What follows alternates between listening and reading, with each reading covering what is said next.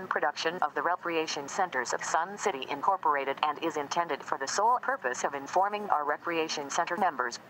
Any duplication, copying, transmission, broadcast, or use, including electronic and social media, is strictly prohibited without the prior written consent from the Recreation Centers of Sun City Incorporated. Thank you for watching.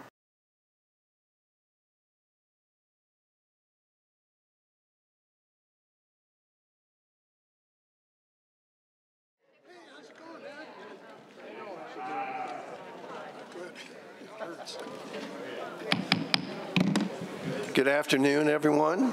Let's call this meeting to order, and rise if you can, and we'll recite the Pledge of Allegiance. I pledge allegiance to the flag of the United States of America and to the republic for which it stands, one nation under God, indivisible, with liberty and justice for all.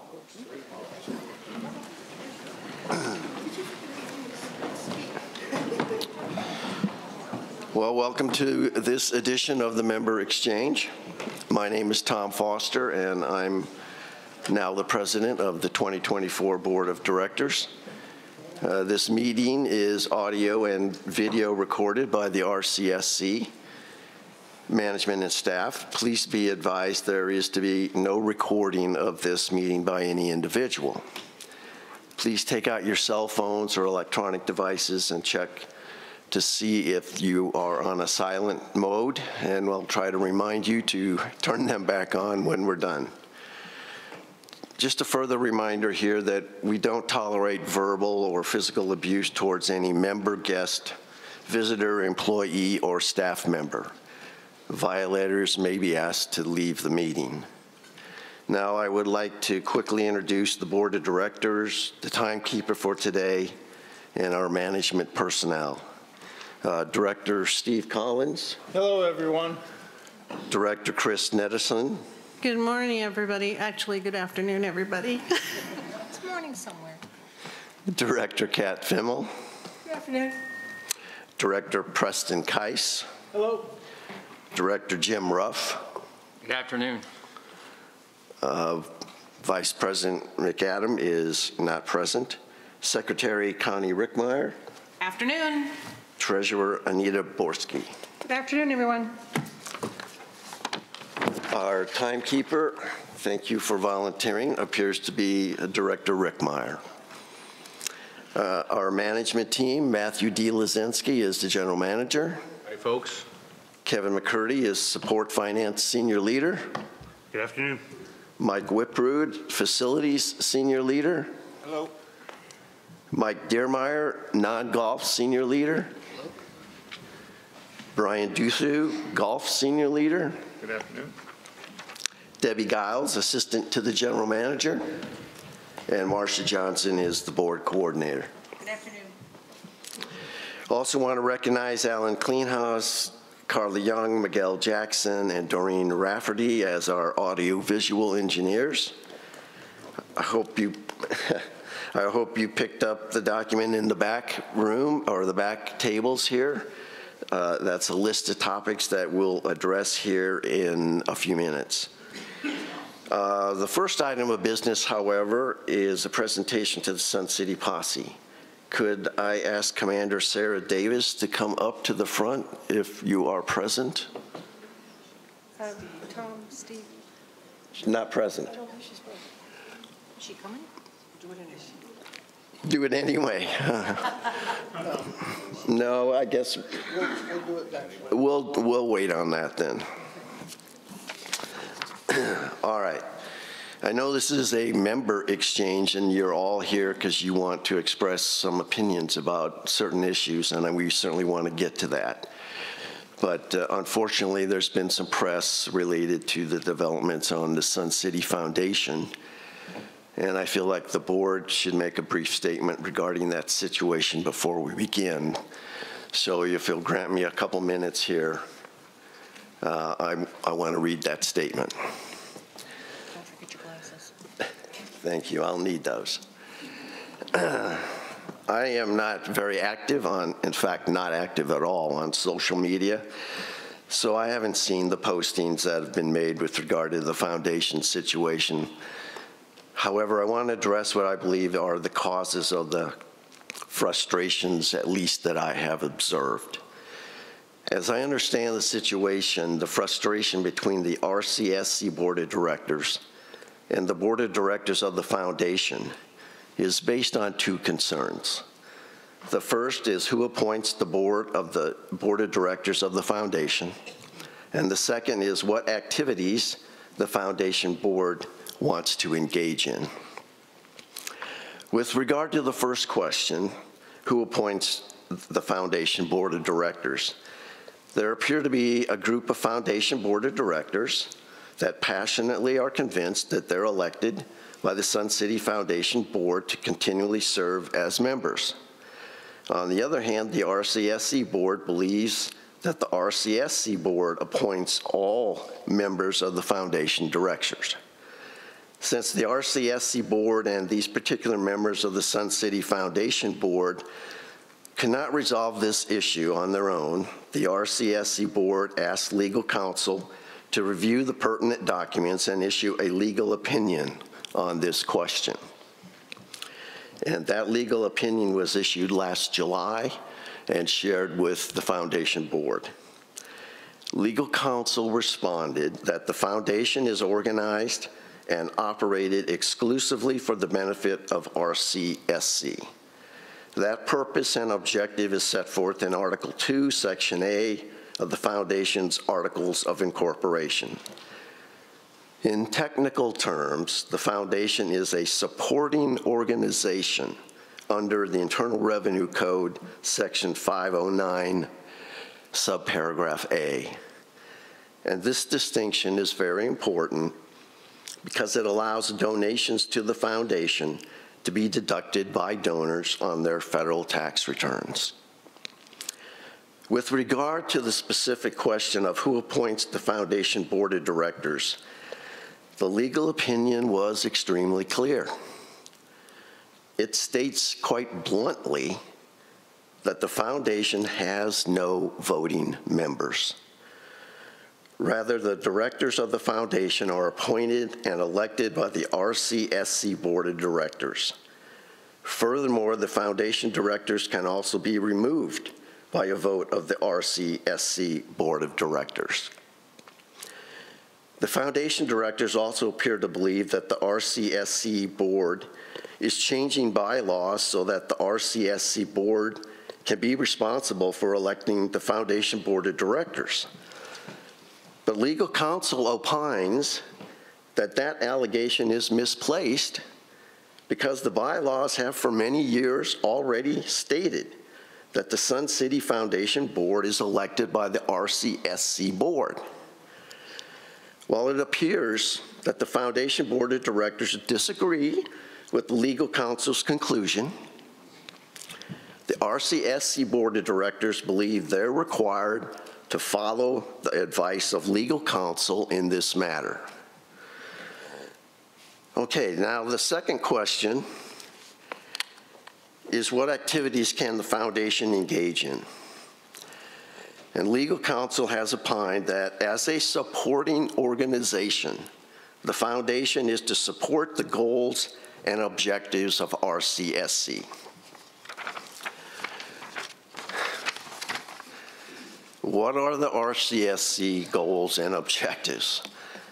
Article 3 of the RCSC Articles of Incorporation states, the general nature of the business in which the corporation is engaged is as follows: to do anything and everything lawfully necessary in the interest of the members of the corporation, including, without limitation, the following: to establish and conduct a general social, cultural, recreational, and amusement enterprise for the benefit of its members, and to do anything lawfully necessary or convenient to accomplish such purpose, including, but not by way of limitation, to purchase, acquire, develop, sell, lease, own, operate, and manage theaters, playhouses, agricultural projects, riding stables and corrals, libraries, opera houses,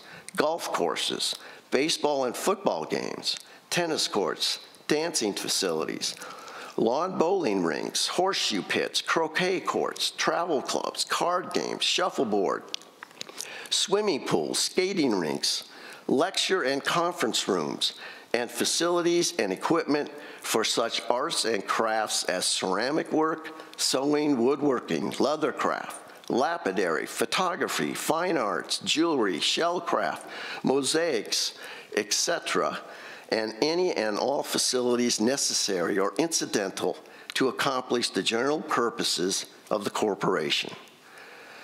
So the foundation can have charitable purposes and objectives.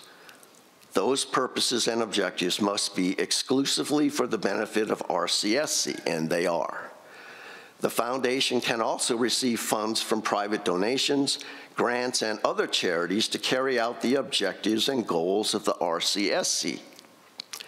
The legal opinion further opines that in the event that the foundation does not support the goals and objectives of RCSC, the foundation would likely lose its tax-exempt status. So the conclusion is that the foundation can expand its goals and objectives as long as those goals and objectives are exclusively for the benefit of the RCSC. And I want to add one more observation here. The group of foundation board of directors at issue here have alleged that the RCSC board wants to utilize the existing foundation funds for RCSC purposes and not for charitable purposes.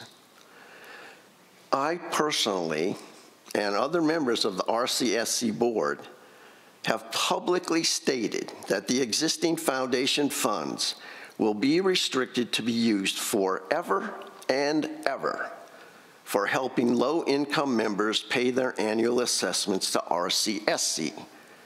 Any suggestion to the contrary is incorrect.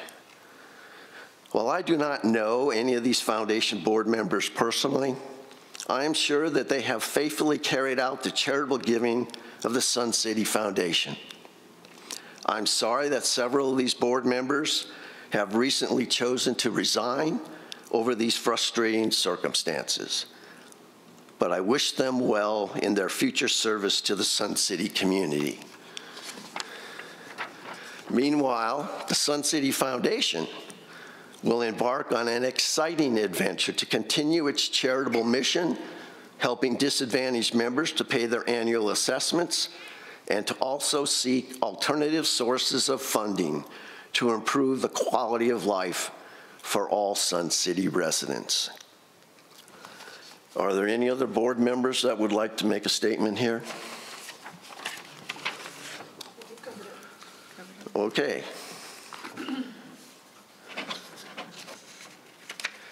The next item of business will to go through the topic spreadsheet.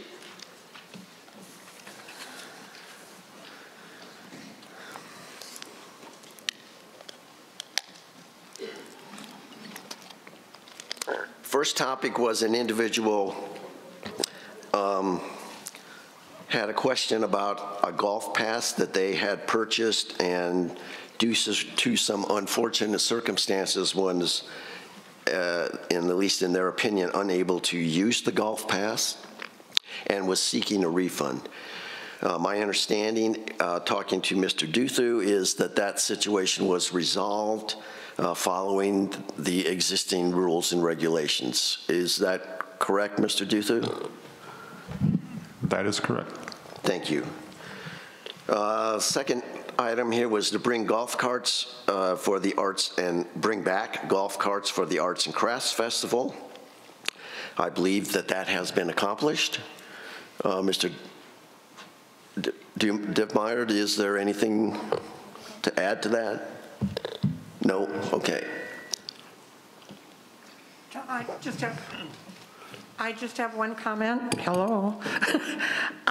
There are several people that are upset because they have learned that they will have personal liability as a driver. That's always been there. It's nothing new. It's just been something that people have not talked about in the past. So it's not a new policy.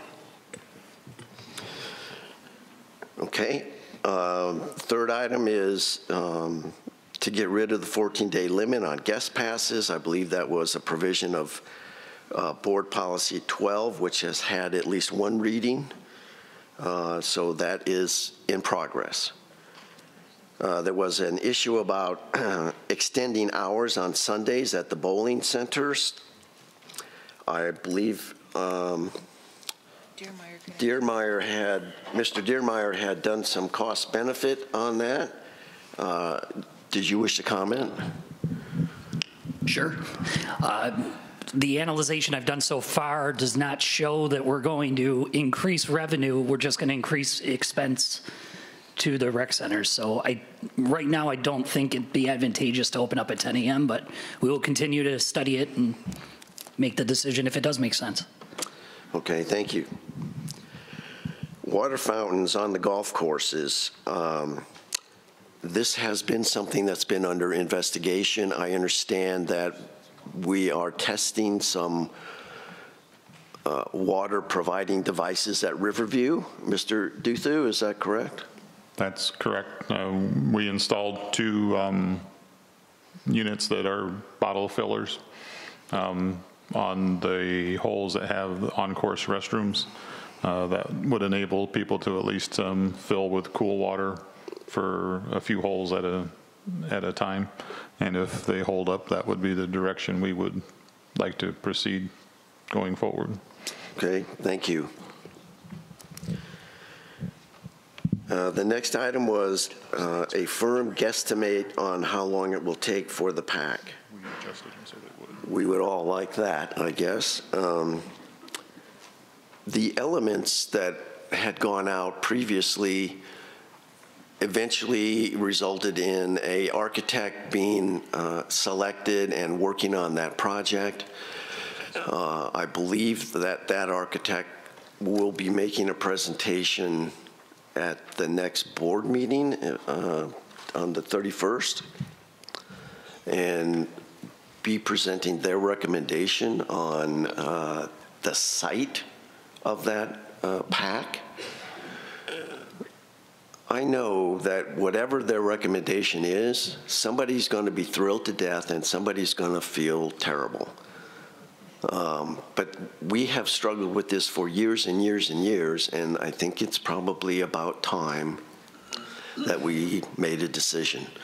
So after that presentation, the board will likely take that under consideration and hopefully vote on that particular recommendation for the site. What is the PAC? What does PAC? I'm sorry, Performing Arts Center. Okay, sorry, I shouldn't use acronyms. Sand traps are way too deep for members on some of the golf courses, and I, as a member, can relate to that. There is at least a proposal in the PIF program or budgets that you will see when we look at the long-range planning in town halls coming up next week, that in 2026 there is a proposal to look at those sand traps. Those are primarily, I think, at North, but there's some beauties at Riverview as well. So that has been noticed, and we are looking into that.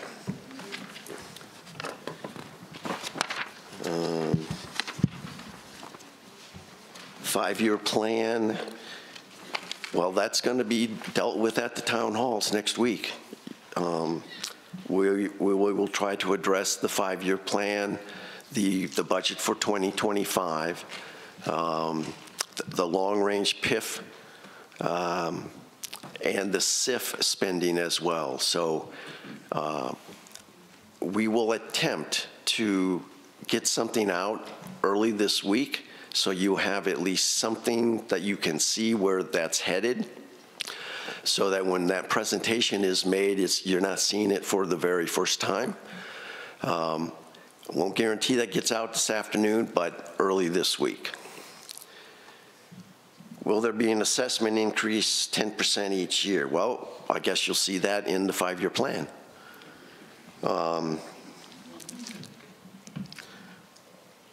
It's not a flat 10%. No, it's not. It's not a flat percentage. Well, I don't want to keep you in suspense, but you'll see that at the town hall. And those, by the way, are proposals by you and the members and your friends and neighbors who are members of finance, budget, and audit, long-range planning, and the club organization. Now, that was guided to some extent by management, but those are the committees made up of you folks that are making a recommendation to the board. So it has not reached the board yet, but it will be getting there shortly, and certainly the October 31st meeting will probably be the first reading of that budget. Work order of the resurfaced pickleball.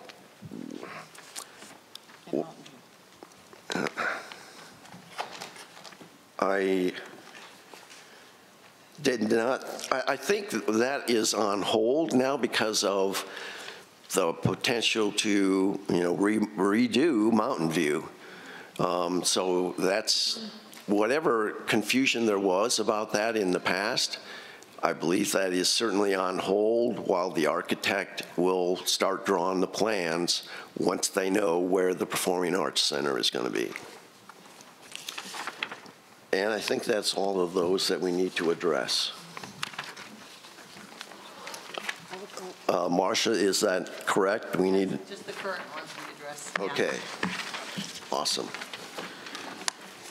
All right.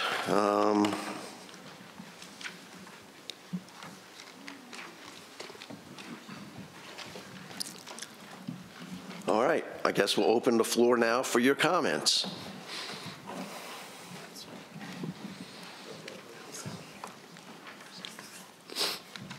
Good afternoon, Mr. President, ladies and members of the board. My name is Cynthia Dobbins, and I am here representing, I'm sorry? RCSC number, please. My RCSC number? I just happen to have this handy. 12916. Thank you. Thanks. It's my first time, so. Welcome. I'm here representing, I've lived here forever, but this is my first time, representing the Fall Fair Committee on Food and Entertainment. I'm the committee.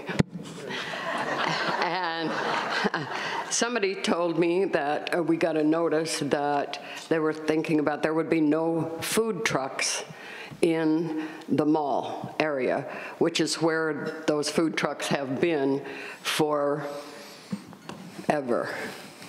And I made a very crude little diagram to show you all. First of all, there are 45 different government regulations that the food trucks go through in order to even be a food truck. We had an issue with a truck last year that had trouble with its ventilation system, and that wasn't corrected this year, so they were not invited. So we have 3 that have been there forever and 1 new truck to replace the other one. If they're 18 feet wide in the ramps to get up to the mall. The south ramp is at a 26% grade, approximately. These are rough figures. The north ramp is at a 10% grade. We sat yesterday and watched people trying to get up into this hall last night for an entertainment struggle with even the north ramp with their walkers and canes and other things. So now the only other place to put the food trucks is in the green areas that you see marked with the sticky notes. There's a total of 54 feet of trucks if they were lined up back to back, which of course they are not. So that means that someone with a walker or a cane has to walk 18 feet down a slant grade to get food and then walk back up to the tables where they're set to make. I can see spillage, I can see all kinds of issues, I can see slipping, plus they're also competing with the people trying just to get into the fair to buy things. To move the food trucks at this point, since they've been notified since March, is, I think, unreasonable at this point. I've done some other research, but I'm running out of time, so thank you.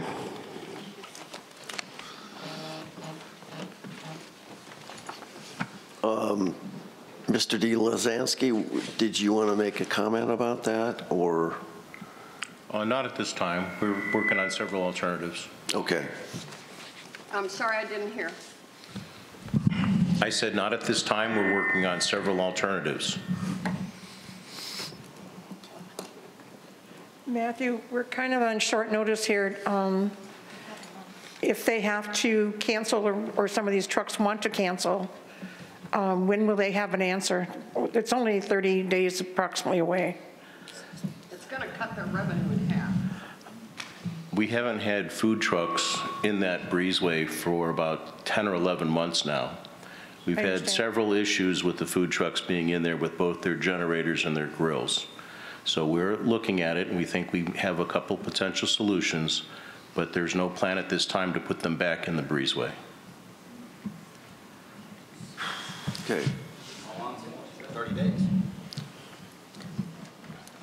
Thank you, Mr. President, members of the Board of Directors. My name is Alan Lanevsky. My number is 147871. I have a number of questions that I wish to ask, and I don't wish to be interrupted on them. You can ask them at a later time. But what just occurred concerns me. And what concerns me is this board has an absolute fiduciary duty to run this organization. The general manager works for the board. If they're making major decisions without the board's knowledge or approval, that's a problem. So let me begin with some questions. How many of you have met your RCSC attorney? And by the way, are you willing to make the foundation legal opinion available to the public? How many of you can define the board of directors and the board of directors and its individual members' fiduciary duty? I have a concern about that to the corporation. How many of you know the criteria for piercing the corporate veil, which could allow individual board members to have personal liability for actions taken by themselves and the corporation? How many of you know what due diligence is and your legal obligation to fulfill that duty? The prior general manager had an open door policy, because I was on the board, for members of the board and would meet with the board when they wanted to do so. Does the current general manager have that policy? If not, why not? Documents I have read show that the board is considering authorizing the general manager to change fund allocations in the budget without prior board approval. Do the members of the board understand that a paramount duty they have is to make, pass, and when necessary, amend the budget, make changes to it? Why would you even consider a change that limits the ability of the board to control the finances of the RCSC? I've heard that at least one member of the board has indicated that they work for the general manager, not that the general manager works for the board. If this is accurate, that board member or any board member who believes that should most likely call the corporate attorney immediately so they can avoid personal liability for not doing their duty. Why would you make it a requirement in writing that the general manager has to meet with the board at least twice a month? Why would any board put up with a general manager that will not meet with the board as a whole or its individual members when they want to speak to the general manager? I don't know if that's happening here or not, but the fact that that was indicated raises huge alarm bells. I have represented corporations in the past as an attorney. All employees of the RCSC work for the corporation, and the board is responsible for their conduct while the employees are acting within the scope of the employment. Does every member of the board understand that legal principle? How many employees did the RCSC have when the current general manager started to work in that position? How many do they have now? What is the cost of the new employees? In the past, there has not been There has not been an individual RES rec center director for each rec center. My understanding is now that there is. I want to know if that's accurate and how much that has cost. Thank you.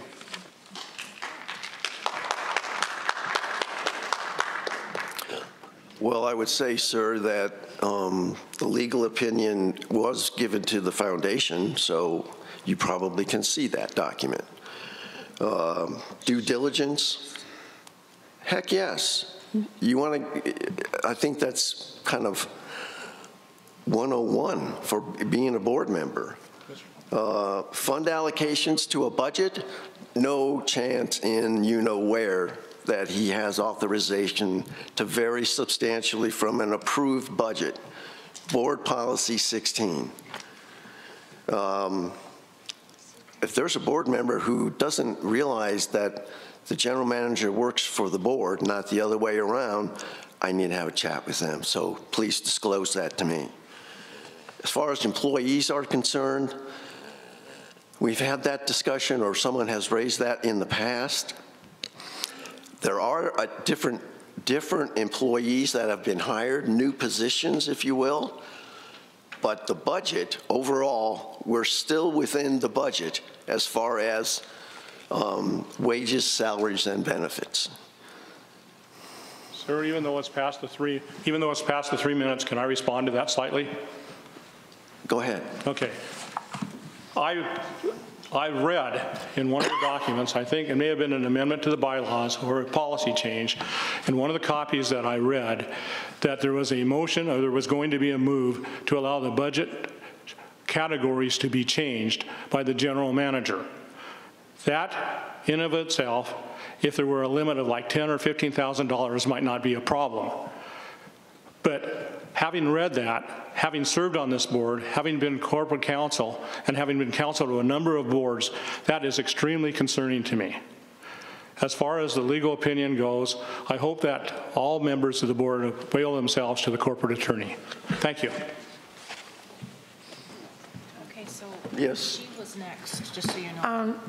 I'd like to make a statement, Mr. Lesnevsky. In all due respect, I do know my role on the board. I do know what a fiduciary responsibility is. I'm slightly offended that you would say that I don't. I do know I can walk into the general manager's office, and I have. We're not going to have an ongoing conversation. True, I agree with that. But please don't accuse us of something we haven't done. Ma'am, I've had a number of friends tell me that more than one board member has expressed to them, and I'm not going to embarrass them publicly, that they work for the general manager. Well, I didn't just make this up. I didn't accuse you of it. I haven't used any names. Hearsay. Okay. Thank you. That's correct. That's correct. Moving on. Go ahead. I guess she was okay. Hi, my name is Ruth Mackay. My number is 159538. And I'm thinking that there should be some clarification concerning the old punch cards. I had read in the Independent about 4 weeks ago that the punch cards are coming back.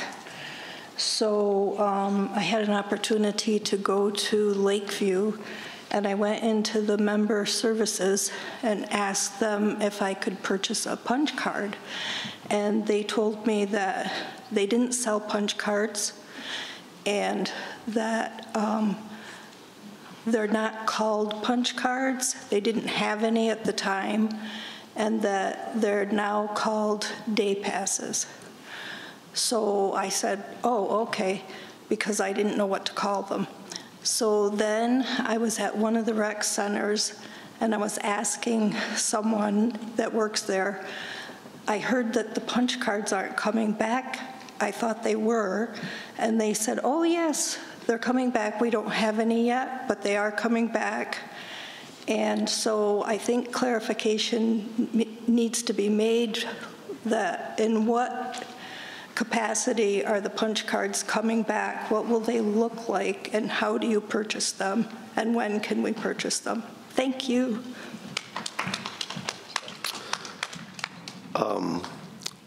Punch cards are back.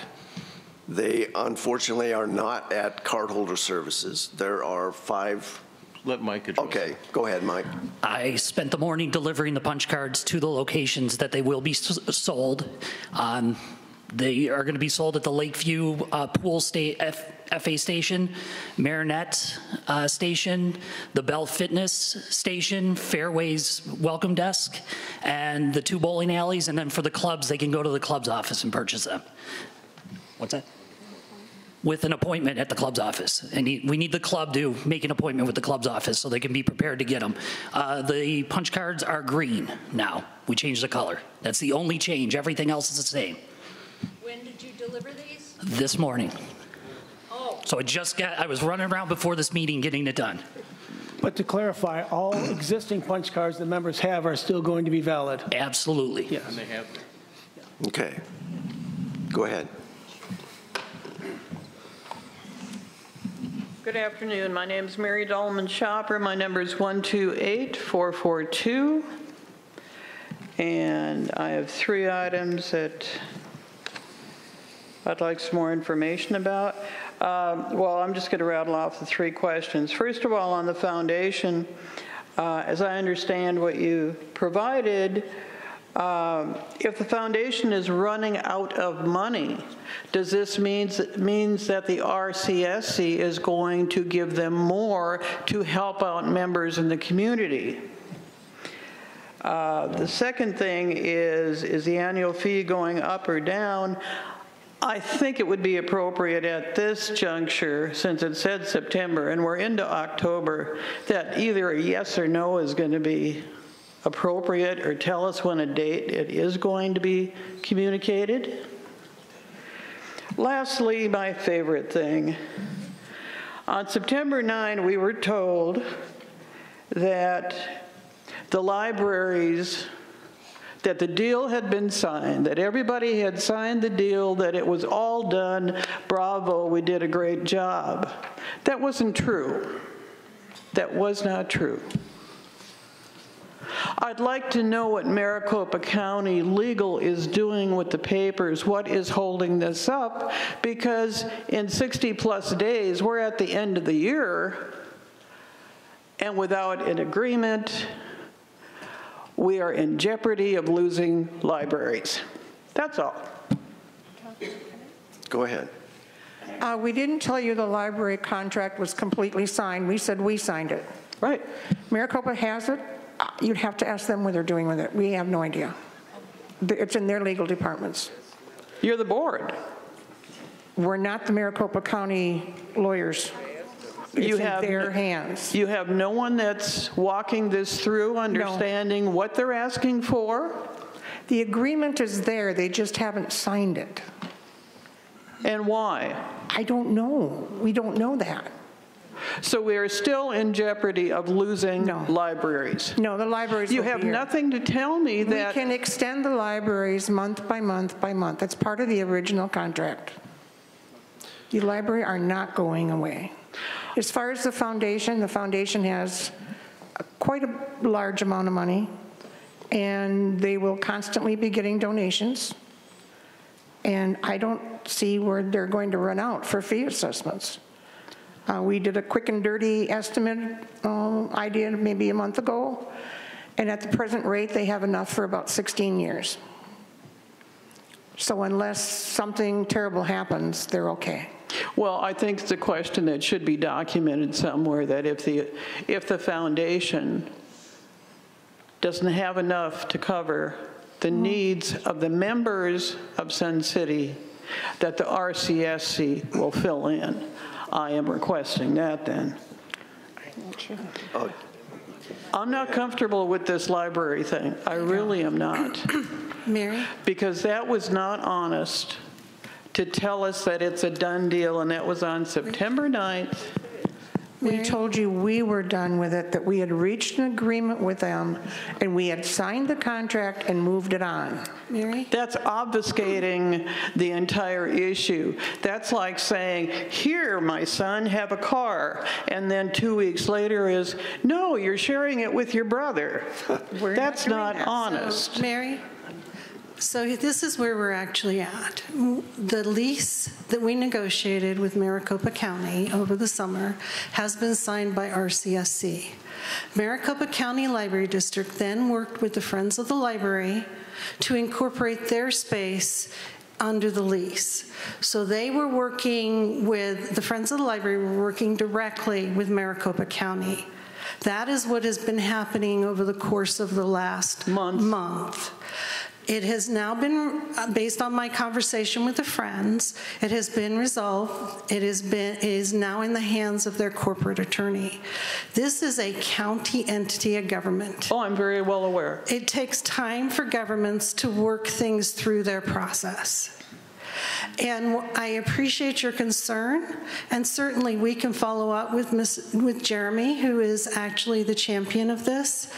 But Mr. Reeder has indicated to us that the Maricopa County Library District has no intention of removing the libraries from here.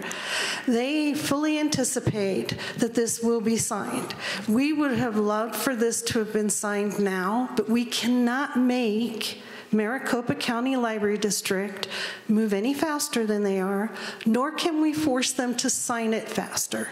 What we can do is, based on your concerns, we can follow up with Mr. Reeder and say, where are we at? How much longer do you think it will be? And please understand that our members have legitimate concerns about the fact that the library lease has not been returned to RCSC signed. We can do those things. And there are two issues here.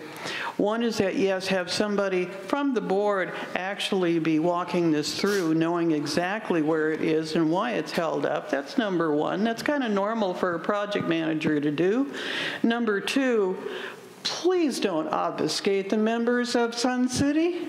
If it's not going to happen, tell us. If it hasn't been completed, tell us. Put it on the roster that the library thing is not completed for whatever reason. And that goes for the softball, the golf, whatever. If it's not a done deal, do not say, well, maybe I kind of think so, it's okay. I believe in September what the board said was that the RCSC board had signed the lease.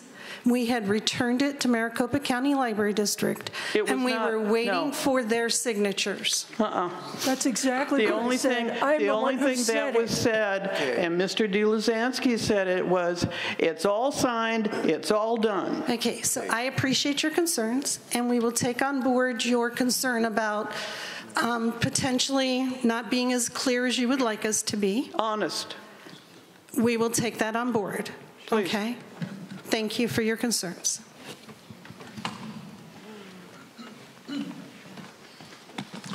Jack McCall, 167-265. Today I'd like to talk about transparency. Not long ago you posted an email about changes to our RSC that our RSC staff made to our website, and they're all great. You also stated that a new website would be here in a couple months. Well, not long after that, I was playing golf with friends in Sun City West, and one of them asked me, what's going on with our board? And I said, what do you mean? He said, well, he heard that that website cost $350,000. And so I did some checking, and that's what it cost. And that was not anywhere mentioned at all. So there's where transparency comes in. That brings up a lot of questions. Who's the third party? Where is it money coming from? I don't believe it was in the budget. Does it mean you're robbing Peter to pay Paul? There are projects that won't be completed. Is this going to be passed on to the members? But why not use our RSC staff when they did such a good job before and save $350,000? Apparently this was done, should I say, in the darkness of summer when there's no exchange meetings or board meetings. Why could it not wait until September or October or maybe until the new budget was put in place? Were you afraid of our comments? Maybe you feel this falls under Article 5, Section 5 of corporate bylaws as follows. The board will meet in an executive session, closed meeting to discuss confidential matters such as litigation, matters relating to formation of contracts with third parties, cardholder discipline, and personnel matters. All matters discussed in executive session shall remain confidential indefinitely. Executive sessions may be called separately or during any meeting or a board or membership. The board will have the authority to take final action in executive sessions and not required to reveal these decisions. Sure leaves a whole wide open bunch for you guys, doesn't it? That you can misuse in many ways. So you're so good at rewriting board policy and bylaw changes that this one needs to be looked at and clarified. Maybe I'm just a country boy and can't read between the lines, but I didn't see where it says it's an open checkbook for you to spend our money without our approval.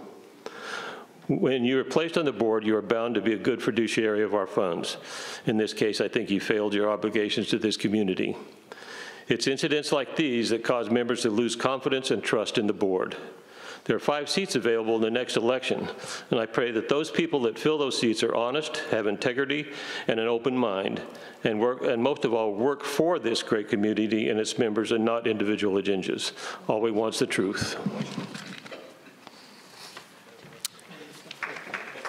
Well, I would say, yes, those folks will.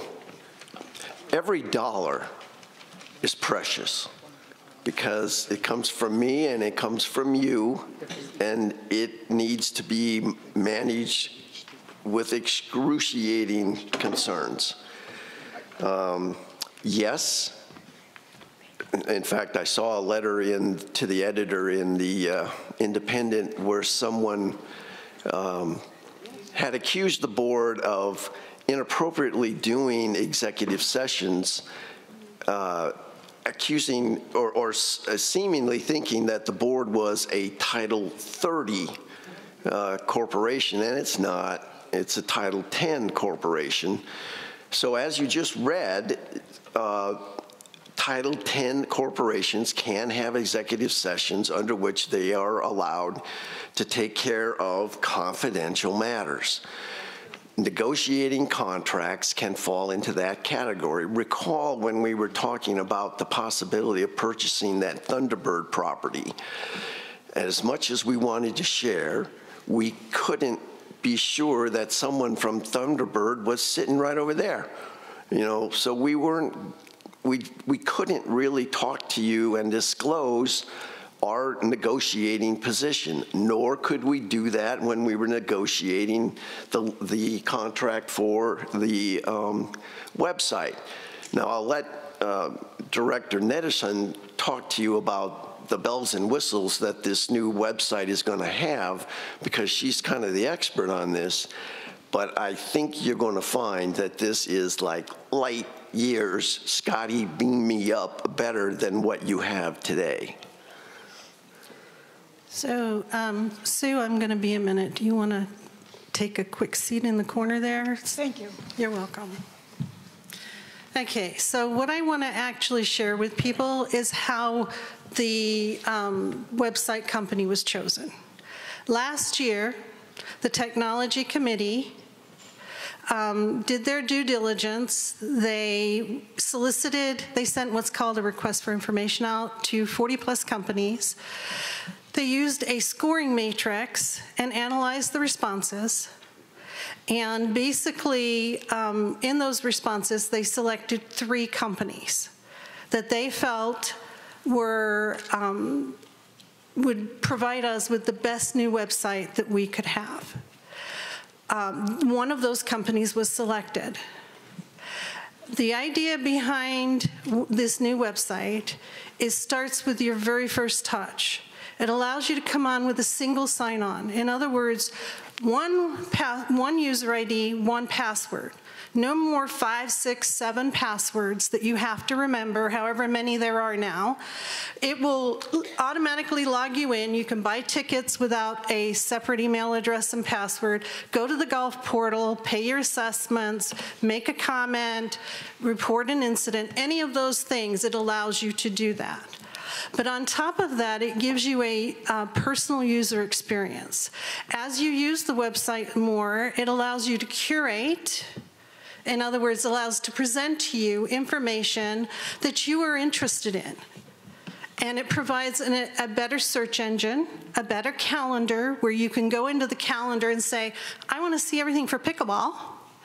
And it brings you up the stuff for pickleball. Or I want to see something about the ceramic club or the china painting club or whatever you're interested in, right? So it provides a lot more features and abilities in the website to help us.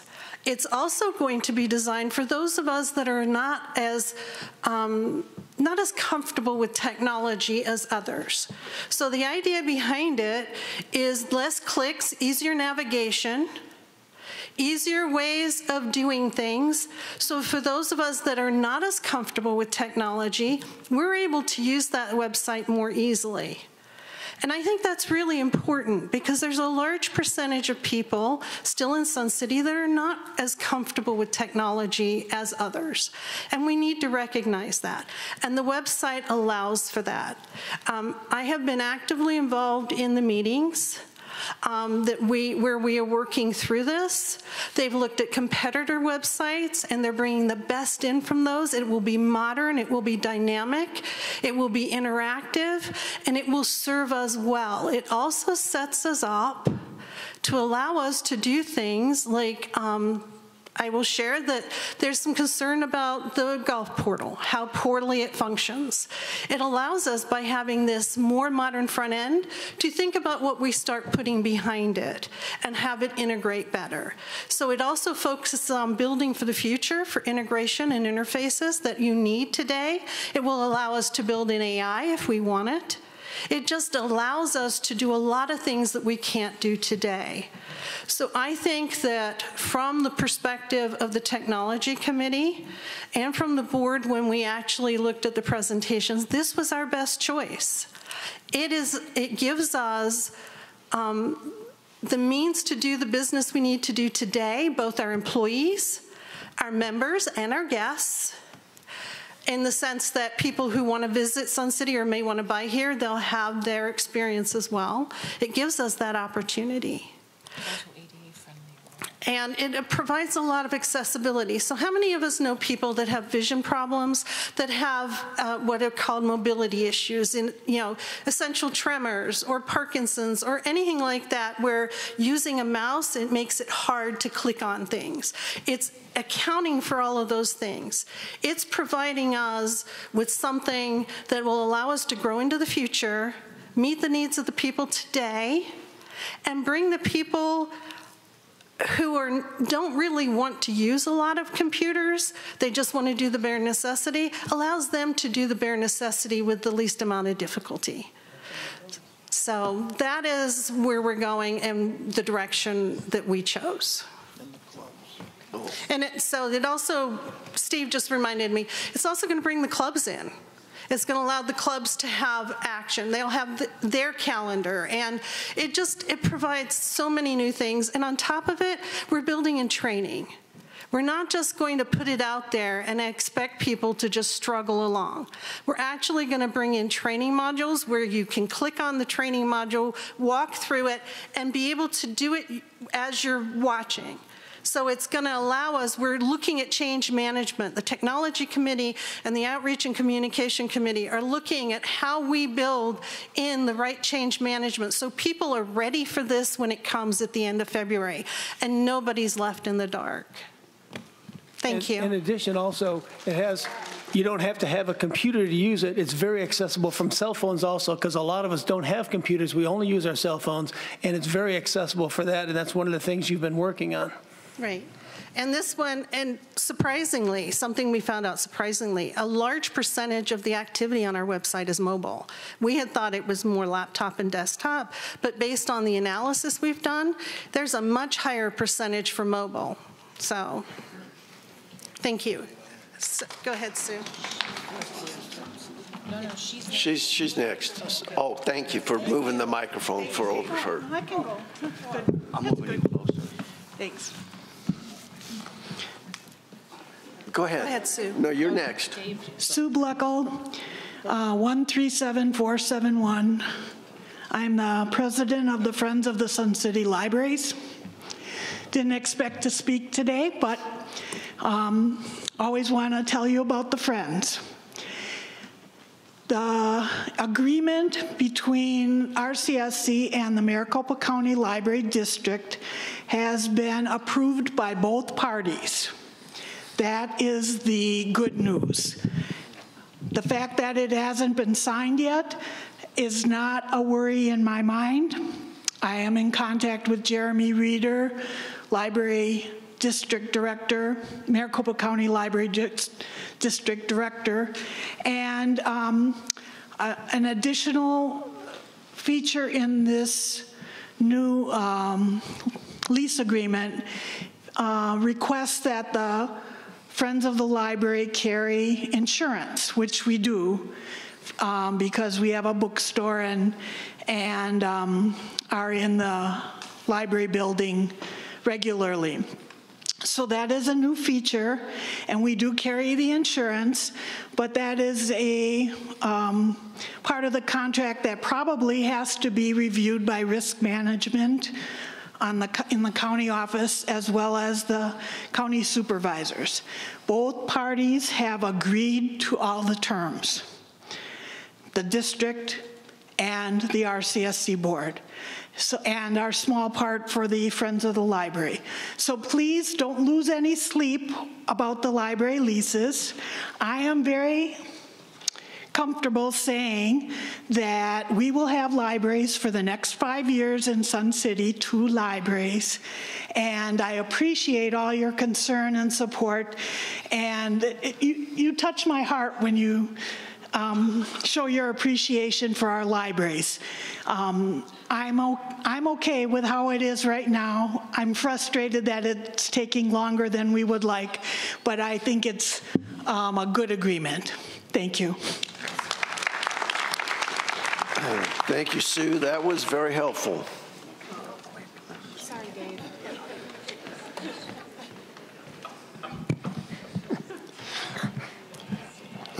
Dave Whelan, 17077.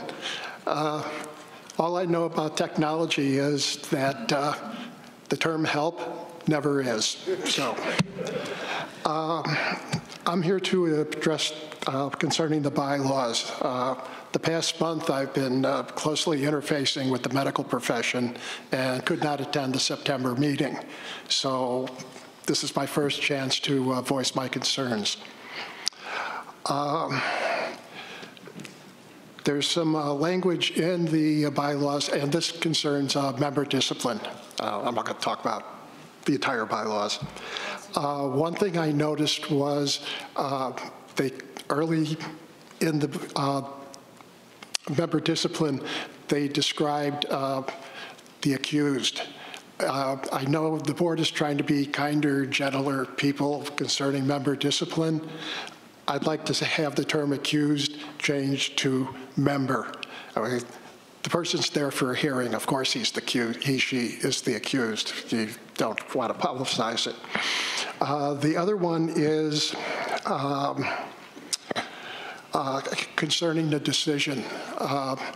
All it talks about is finding the member guilty or in violation of some policy or regulation.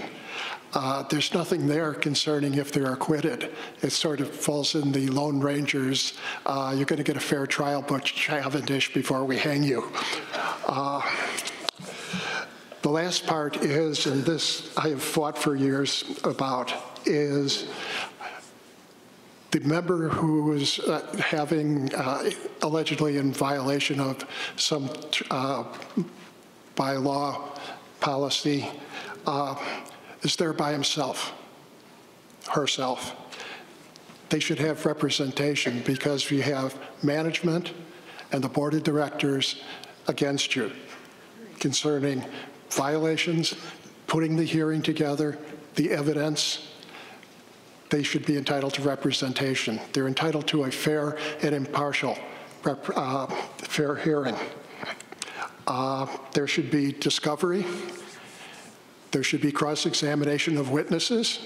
You can't cross-examine, I'm strike that, a piece of paper. I know past board members have said they worry about intimidation or some sort of retribution against somebody testifying. Well, that's a violation of policy too, and that's a separate hearing, and you do something about that later.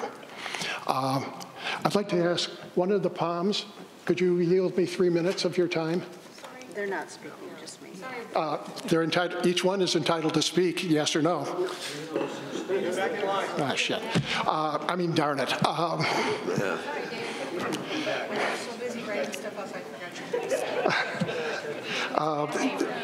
can come back.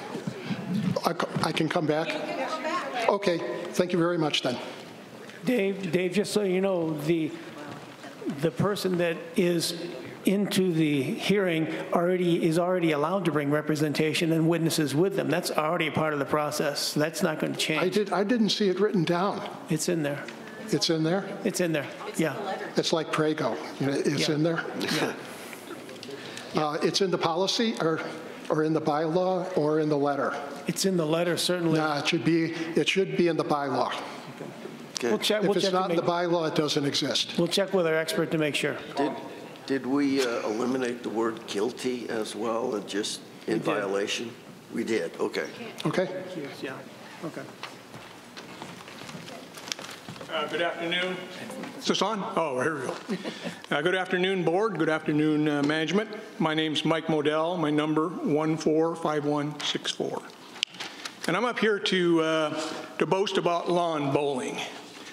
Basically, what is lawn bowling? A mysterious and ancient game created by people who are old enough to know better, using balls carefully designed to go in the wrong direction.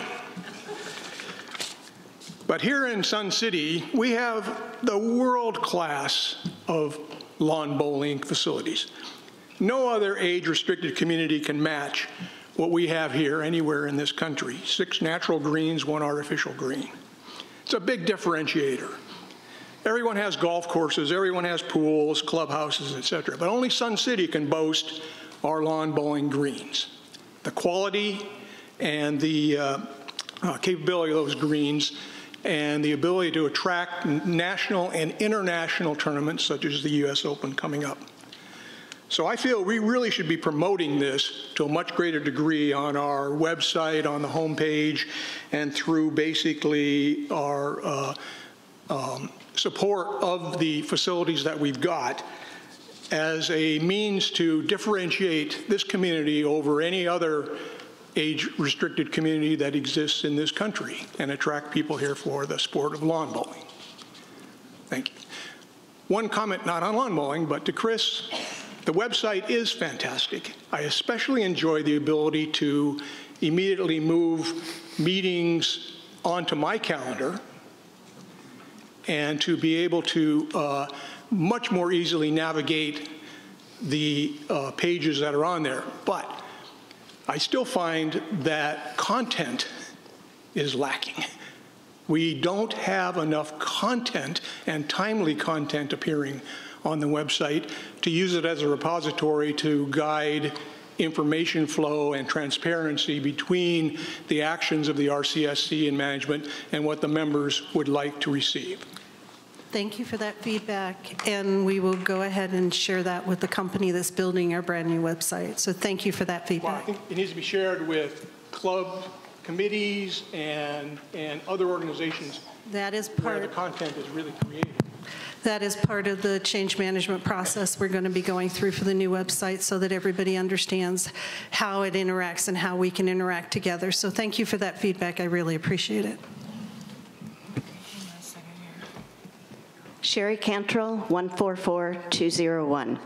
As you all might recall, I spoke last Monday at the BP 12 review meeting about an email that I sent to the board on September 30th, and it was suggested that day that I return today to share this topic with a larger audience as it may interest some of the other clubs. As president of the Sun City Palms, I wrote the board this email with the intent of opening a dialogue about the handling of requests that we receive from outside entities who wish to come to Sun City to film, photograph us, interview us, and attend practices and performances that happen on RCSC property.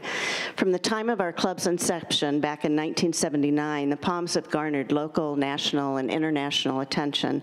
And because our story continues to be one of interest to those outside of our community, we do receive a number of project proposals from individuals and organizations who want to come and interview, take photography, and film us. And as president, I am the first point of contact for many of these projects or proposals. And I can assure you, I want to assure everyone here that I do take great care in vetting these proposals. As a rule, I would say out of the total number of requests that we get over a year's time, and the ideas floated to us, only a fraction of those are ever deemed something worthy of pursuing. So we only consider proposals that we know the Palms and the Sun City community will be shown in a positive light. For over 45 years, we've been featured in national publications, documentaries, we've done interviews on TV, and a lot of times that included photographs taken on RCSC property. And it's only been in the recent couple of years that some of these organizations have encountered difficulty in securing permission to visit Sun City. One project that came to us a few years ago was an Italian documentarian. He was doing a documentary on aging. He was not only interested in our club, but other clubs here in the Sun City. And when he tried on his own to secure permission, he was refused and ended up moving his project to Sun City West, where they welcomed him and he went forward with his project. A similar situation happened this last spring with AARP, which is our target audience. A freelance photographer, the friend that we work with, was working on an article, and AARP requires a location release. So AARP reached out to the RCSC, but after several weeks of back and forth emails and phone calls, they were not able to obtain that release. So, and everything I've said here today, I did talk with Angela at the club office, and I also spoke to Aaron Devandry. And we all agreed that sharing our story of the Palms and, of course, all the other clubs is really a great thing for Sun City. You know, every January we go out to discover Sun City, and the RCSC actively promotes our community's history to the new and prospective residents of our community, and we showcase what an active community we have and what we have to offer. So when opportunities are presented to us or to any other club, I think it's important that we realize that we're also promoting our community, because we're serving as ambassadors of Sun City, and we're sharing the positive aspects of retirement and aging. So I feel very strongly that it's in the best interest of the clubs and of Sun City to address how we handle these requests going forward. We get it. Okay. Okay. Thank you.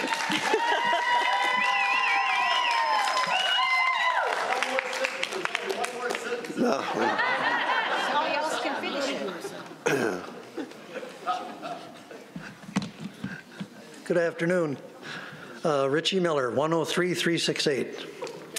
Mr. President and Directors, first I want to thank you for your service to our community. And I do applaud the efforts to remove policies from the bylaws, which is ongoing, I think. But I am here to ask that you reject proposed Policy 4 on Robert's Rules of Order. The primary purpose of bylaws is to guide the actions of the board. They help the board be consistent by defining what to do, when to do it, how to do it, and who to do it to. Board policies, on the other hand, have a primary purpose of guiding the general manager's actions and decisions by defining what he is to do, how to do it, when to do it, and who to do it to. Therefore, the proposed Board Policy 4 is telling your general manager how to run the board or membership meeting. He can't do that. He's not allowed to do that. That's ridiculous and is strike one. I've always been taught that the chair of a meeting was to run a meeting smoothly. He or she interprets procedural rules to ensure that things run efficiently, accurately, and democratically. Proposed policy number 4 tells the chair how to do some of that job, effectively tying his or her hands. That's wrong, and that's strike number 2. Brigadier General Henry Robert would be turning over in his grave to see this incomplete summary of his rules of procedure. Listed on that policy are 8 motions of precedent, where there are at least 17 such motions. And the first paragraph after the boilerplate is RCSC Special Rules of Order, and it proceeds to define them. Special orders is one of those 17 motions. So he's tying the hands of both the chair and the directors. Again, it's trying to take the prerogative of this board away. That's strike 3, and it should be out. Please don't codify this flawed document. Vote no on it. Thank you. Jana Mapes, number 15586. I'd like to go back to the food trucks and them not being allowed in the open area here. I don't know about most of you, but I know too many people that are in wheelchairs, use walkers. I can go up that slope real easy. But you're talking about people handling food and trying to get it there by themselves? No, we've never had a problem with those things. It's cooler temperatures to boot. So moving them down below that's insane. All you're doing is chasing people away. They'll come for a short time and they'll leave. Where now, they come in the big room here, go through, they grab something to eat, they mill around outside, they go across the way. They might even come back in again. If you put the food down there, as soon as they go to it, they aren't coming back up again. And a lot of clubs really need that weekend for selling their stuff. That's what I've got to say.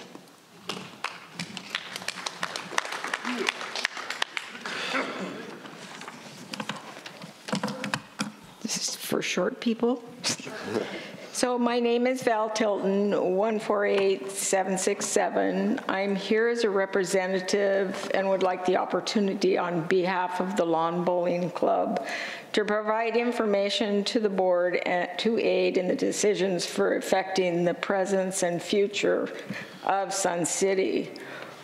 We are an activity of which has 400 members now, which has been an increase of 100% over the last 4 years. We hold 32 local tournaments for our members of Sun City.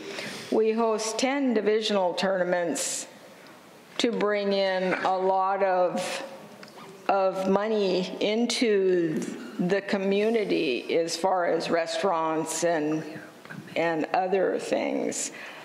We also have hosted a national tournament. We've hosted 2 previous U.S. Open tournaments.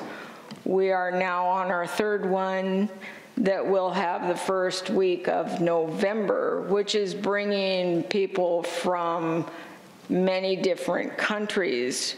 They're all anxious to bowl on Sun City lawn bowl greens because they are the best.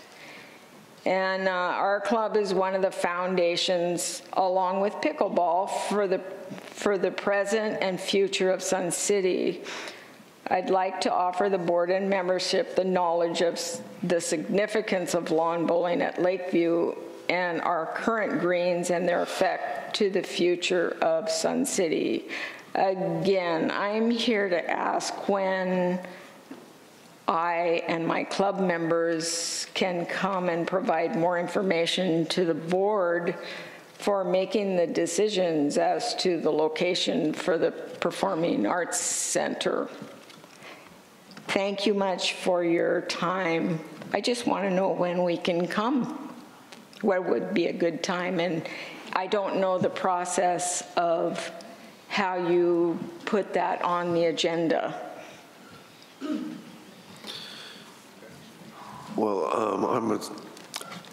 the architect is going to come, and on the 31st, they're going to make a presentation. Okay. You'll have an opportunity to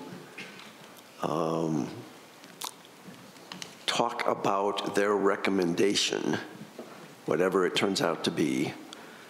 I'm not sure that that's the time to try to do an advertisement for lawn bowling, but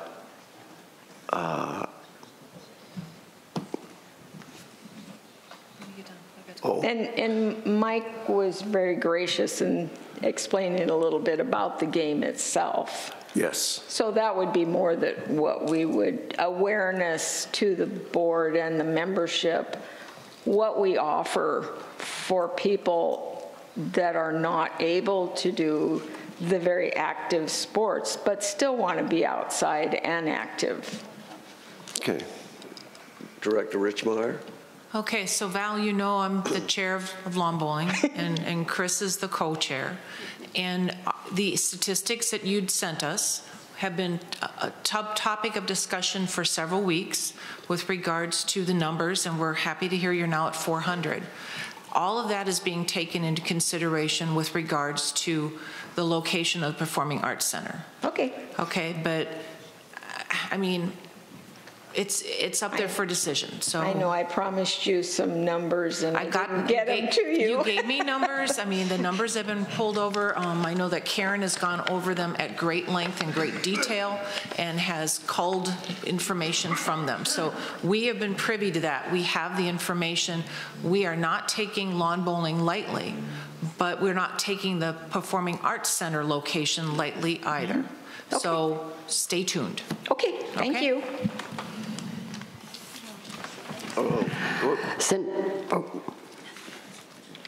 Well, she's been up before. We had. Yeah, she's repeated. Okay. So, Ms. Totten, if you want to go next. I thought Lori. We got a line over here too. Lori was next. Okay. Okay, so who's the line? I didn't see anybody standing. I know I saw. Okay, Go ahead. I'll go. Go ahead. Good afternoon, Jean Totten, 148753. Thank you for all you do. I've been there, know what it's like. Boy, today has had me raise lots of questions, so I'm going to be back here. I'm sorry, after everybody takes a turn. I thought, I don't understand the website. This isn't what I came even to talk about, but we got an email. It was about the same time that the special session was announced, that we have a brand new website, and here it is, and blah, blah, blah, and here's the calendar. And so, but now you're talking about what was spent. I thought, I didn't even know a request for proposal, or who did that website? Did that cost $350,000 to fix what we've got now? I don't understand. I'm sorry. Could somebody, and that's another thing. I'm going to ask, I know too many questions at one time, but your procedure here is a little hard to follow. We come up, some of us make statements, some of us ask questions. If we ask questions, shouldn't we get an answer? And if the time is up, shouldn't you are we going to stick to 3 minutes, or are we going? I don't understand procedure. Sorry. So go back and tell me about the website. Okay. Go ahead, Director. So the website in its current version was an update to the existing website to help make it more functional and user-friendly. Okay. Okay, which was done by one of our employees who did a good job, but he is one person. Okay, and he has other jobs that he needs to do throughout the day, including things like content. We went through the normal process for the website decision, And we made the decision through the committee made the recommendation, so it came from the members made the recommendation, the board made the decision. With regard to the cost, I'm going to let Tom speak to that, except to tell you it wasn't $350,000. That I can tell you categorically, it was not $350,000. So that's the way the decision for the website. So there was an interim, and the email that was sent out was not meant to imply this was our brand new website. It was just meant to say this is our revamped website to make it easier to use until we get to February. That was a management decision to make the improvements to the website. In this specific instance, we deferred to management based on the information they provided for us. Thank you. That makes it much clearer, because when I left, the decision had been taken over by the general manager, and so I was a little confused as to where things went. A question. I noticed on the management reports, the visitor center, the hours are cut. There's no one specifically from staff there any longer, I don't think. It's manned by volunteers. So, and also in the management report, it often tells us who comes or who is asking questions. And it seems to be, it's mostly our own members. So I'm wondering, why do we still keep a visitor center open?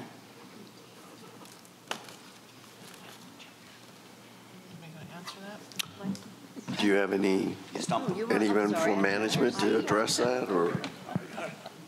We're considering options there. One of the things that we've done is reduce the hours and see how much of effect it has.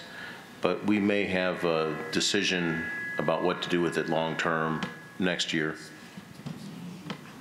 I just, real quick too, it is staffed by a paid RCSC employee every hour it's open.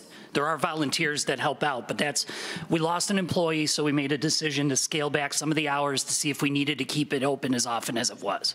So we're analyzing the use of the visitor center or welcome center. Okay. I think she wants to come back later again. You're done for now. Jean, you're done for now? Okay. All right. We'll reset then. Okay.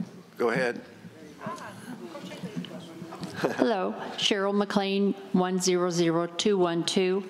I just have a few comments. I never come up here having a purpose, when I walk in the building. It's always as a result of things I've heard from people.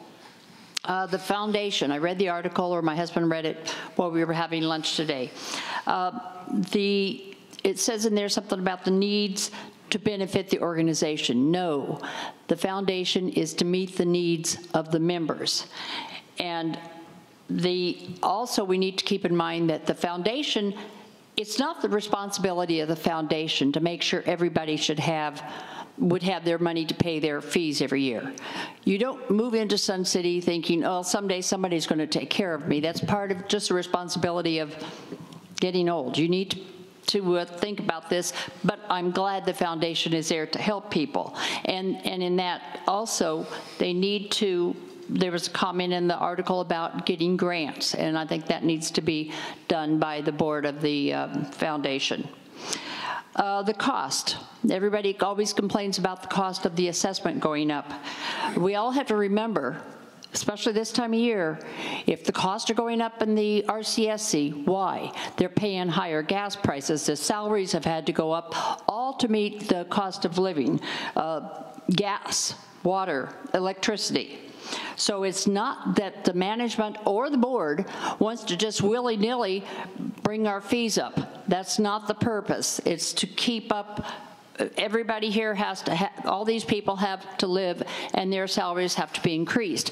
But how are we going to change that? Get our cost of living down. And anybody can fill in whatever they want there. So, And the board and the management, they don't work for RCSC. They don't work for these buildings. They work for us. So we don't want to always accuse the management of working for, you know what I'm trying to say, for both places. I don't like all the accusations always going around. And as Gina mentioned about, or someone mentioned about the cost of the website, I do remember that being mentioned in a meeting quite a long time ago.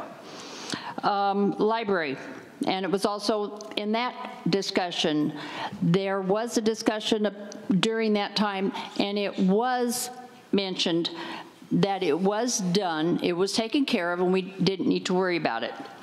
And also, someone mentioned about the board didn't meet all summer. They only were out of session 1, maybe 2 months at the most.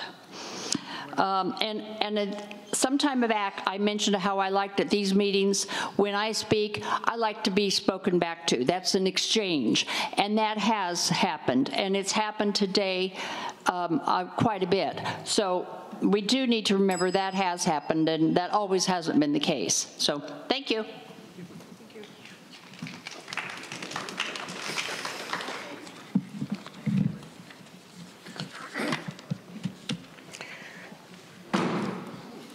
Good afternoon, Board.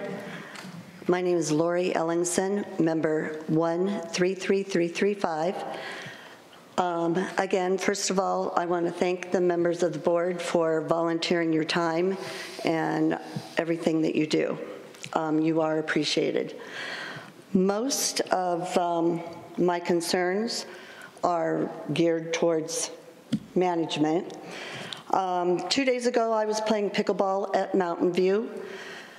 During one of the points, my partner moved forward to get a ball, and she slipped and fell. Luckily, she wasn't hurt, but the surface of the court was very, very slick. All of the courts need to be resurfaced. They need to be maintained. They need to have yearly, if not bi-yearly, maintenance and repairs. So I took a picture of, it was court number 5, and I'd like the camera, wherever my little camera is. If you could zoom in on this for me, please, so the members that are watching on YouTube. So court number 5, here's the long-range view. Here's a view from mid-court, and here's a close-up view. So this whole area that you see right here is probably the diameter of a large football or a large beach ball. That area is very, very slick, and that was the cause of the fall, not the cause of the player. So I know we've been trying and trying to get those courts resurfaced. The answer has always been, we're going to wait and see, because Mountain View is going to be remodeled. So just wait. You need to wait. You need to wait. So here's another, if we can get a close-up of this. This is a picture of the tennis courts at Lakeview. These photos were taken in 2019 and 2020. I've been a member for 9 years, a resident for 9 years. I've been coming to the board meetings for the past 6 years, asking for these courts to be maintained. I was told by the director of operations there is absolutely no way we are going to spend any money to maintain those courts. So it is a safety hazard, and it is a problem, and it shouldn't be put off. Thank you. Well, let me respond that there's a new sheriff in town, okay? Preventive maintenance and doing work on our reserve study to try and identify issues like that is a primary reason why we've tried to catch up on all this deferred maintenance, if you will. It's not going to happen overnight. Can you get better shoes? I don't know. But no, it probably isn't going to happen tomorrow. But we will get to it, because we're not going to have facilities that are dangerous to our members. So just give me a chance. Mr. President. Yes, sir. Before everybody leaves, I wanted to just say, don't forget, Saturday is the softball game, grand opening, the board against the softball team. Come on down, you're going to get a lot of laughs. 11 o'clock, free food and beverage, come on down. If you want to see people get hurt doing things they shouldn't do, come and see us on Saturday. Thank you so much. You may have 9 openings on the board. Softball field. Softball facilities. Over by where the Sun Bowl is. Yeah, south of the Sun Bowl. Yeah. Go ahead, ma'am. Thank you. My name is Suzanne Zavala. My number is 162473. I would like to ask about the policy of receiving members at the RCSC office. Yesterday, a couple that was moving into our COA said that they went over there at a couple of minutes before 4 and were turned away. They said, you're just going to have to come another time. 4 o'clock is our time. Cut off. We cannot help you. So maybe if there's a really rigid reason why assistance can't be given after 4 o'clock, if an owner comes in before 4, that it should be advertised somewhere. It should be put on the window. It should be put on the website that the last person coming in that will be given help is at 15 minutes before 4 or 5 minutes before 4, whatever it happens to be, so that everyone knows. And apparently, my husband had the same thing happen when he was trying to pay for something. He was turned away because his business could not be completed by 4 o'clock. So it unfortunately put a little bit of a bad impression on this new owner, because they had to leave town without their RCSC cards. And they really wanted them before they left. So my comment is, if there's a way to communicate that the last person coming into the facility has to be there by 3:45, whatever happens to be. But it communicates much better to owners. Okay, Mr. President. So was this cardholder services? Maybe I missed that. Yes, well, they were trying to, they were new, they just closed on their units. They came in from South Dakota just to do a couple things, and then they left town, and they wanted to get their RCSC cards before they left, and they were not allowed because they came in 2 minutes before 4. Mr. President? Yes, sir. If I may, I was in the office when this happened. It was 10 minutes after 4, because I brought him in to see if we could get it. And the issue was everything was logged out, computers were shut down, and that was the reason why. It wasn't before 4 o'clock. It was 10 minutes after 4. They tried to hurry from the airport, but they didn't make it. And everything was shut down. Okay.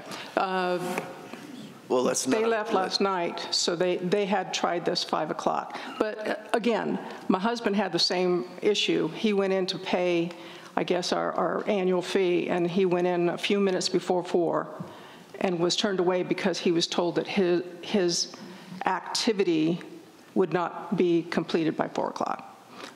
And all I'm saying is, that's fine if that's the policy, but we should communicate it to better inform everybody who shows up at the door. Fine. Thank you. Great.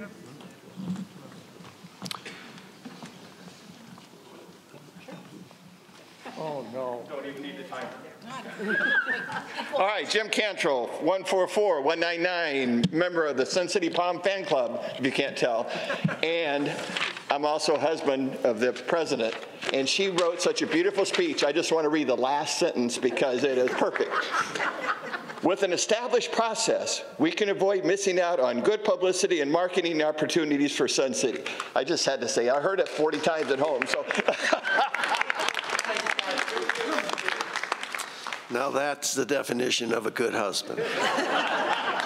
Can I come now? Yes, you may. Okay. Cynthia Dobbins, 12916. And the reason I only have 5 numbers is because I've been here for 30 years. Okay. I want to address the food truck thing again. The only viable place to put the food trucks is in the already congested parking lot. And when you put them in the parking lot, then they have to put out tables and chairs, which makes it even more consistent. We don't have enough parking spaces as it is. If you move them off the property somewhere, where would that be? I can guarantee you the food trucks won't come unless they're on the property somewhere. And I don't know what kind of trouble you had with the previous food trucks, but I've been going to the fair an awful long time. And we had 2 issues. One was one of the trucks had a leak and left oil on the mall surface, which was taken care of. And the other was, as I said before, a ventilation issue with the other truck, and that truck has not been called back. The trucks that we have in there adhere to the Fire Safety for Food Trucks program. They have their frequent inspections. They have the super suppression ventilation systems. And I take just a little bit of offense that somebody didn't say to me, this is what we're thinking about doing. Can you come in because you're in charge of this committee, because you've had these food trucks since March, and let us know what the feelings are, why you're doing this? Because I believe that at least 2 of the trucks won't even come because they know what that will do to affect their income. So if we don't want to have them, then we won't have them. But we have the issues that have come up before, carbon monoxide. Not if the system ventilation is running properly. Not if, not when the fuel sources is separate from the fire sources, and they all have Class K and Class A, B, C fire extinguisher suppression equipment in their trucks. So again, it seems to me more of a liability issue to have those trucks in an already congested situation in the parking lot when we don't have enough parking as it is, when you have golf carts coming in, dropping off people in those areas, and it just doesn't make sense. Thank you.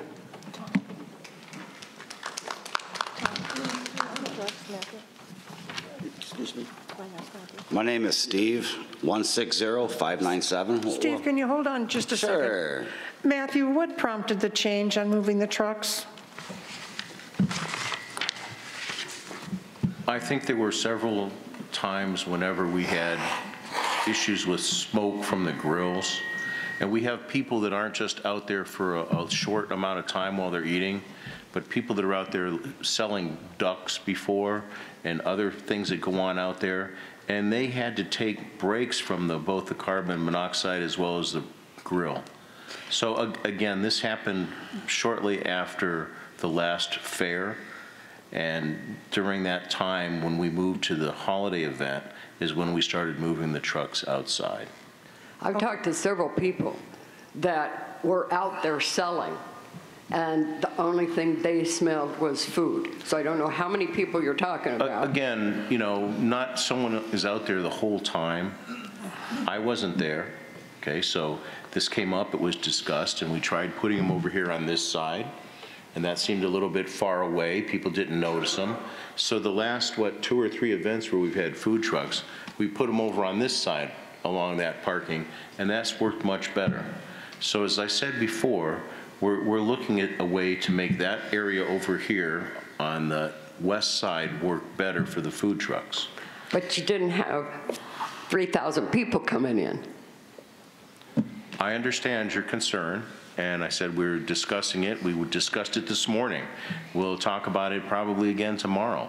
And if there's a way that we can get perhaps the arrangement of the food trucks where they aren't venting, where the smoke is blowing in through the breezeway.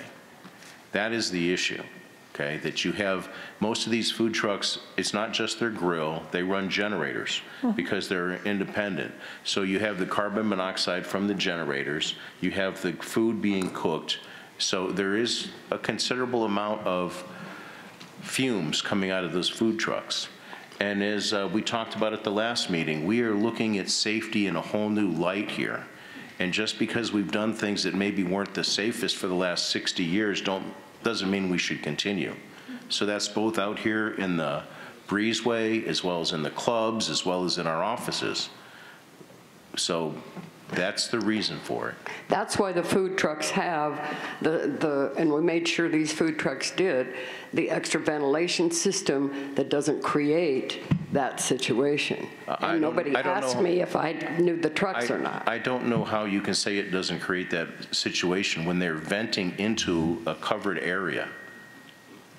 So we'll work on it. If you have some other questions, we can work on it some more.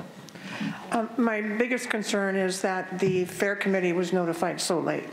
They just found this out recently and puts a real crunch on what they're trying to do. If this is going to be a procedure that's going to happen in the future, I think the committee needs to know their restrictions like in February, not now. Agreed. I think they made a decision too late for this. Agreed. This year. Steve, go ahead. Go ahead, Steve. I promise not to have a heart attack this time. Thank Please.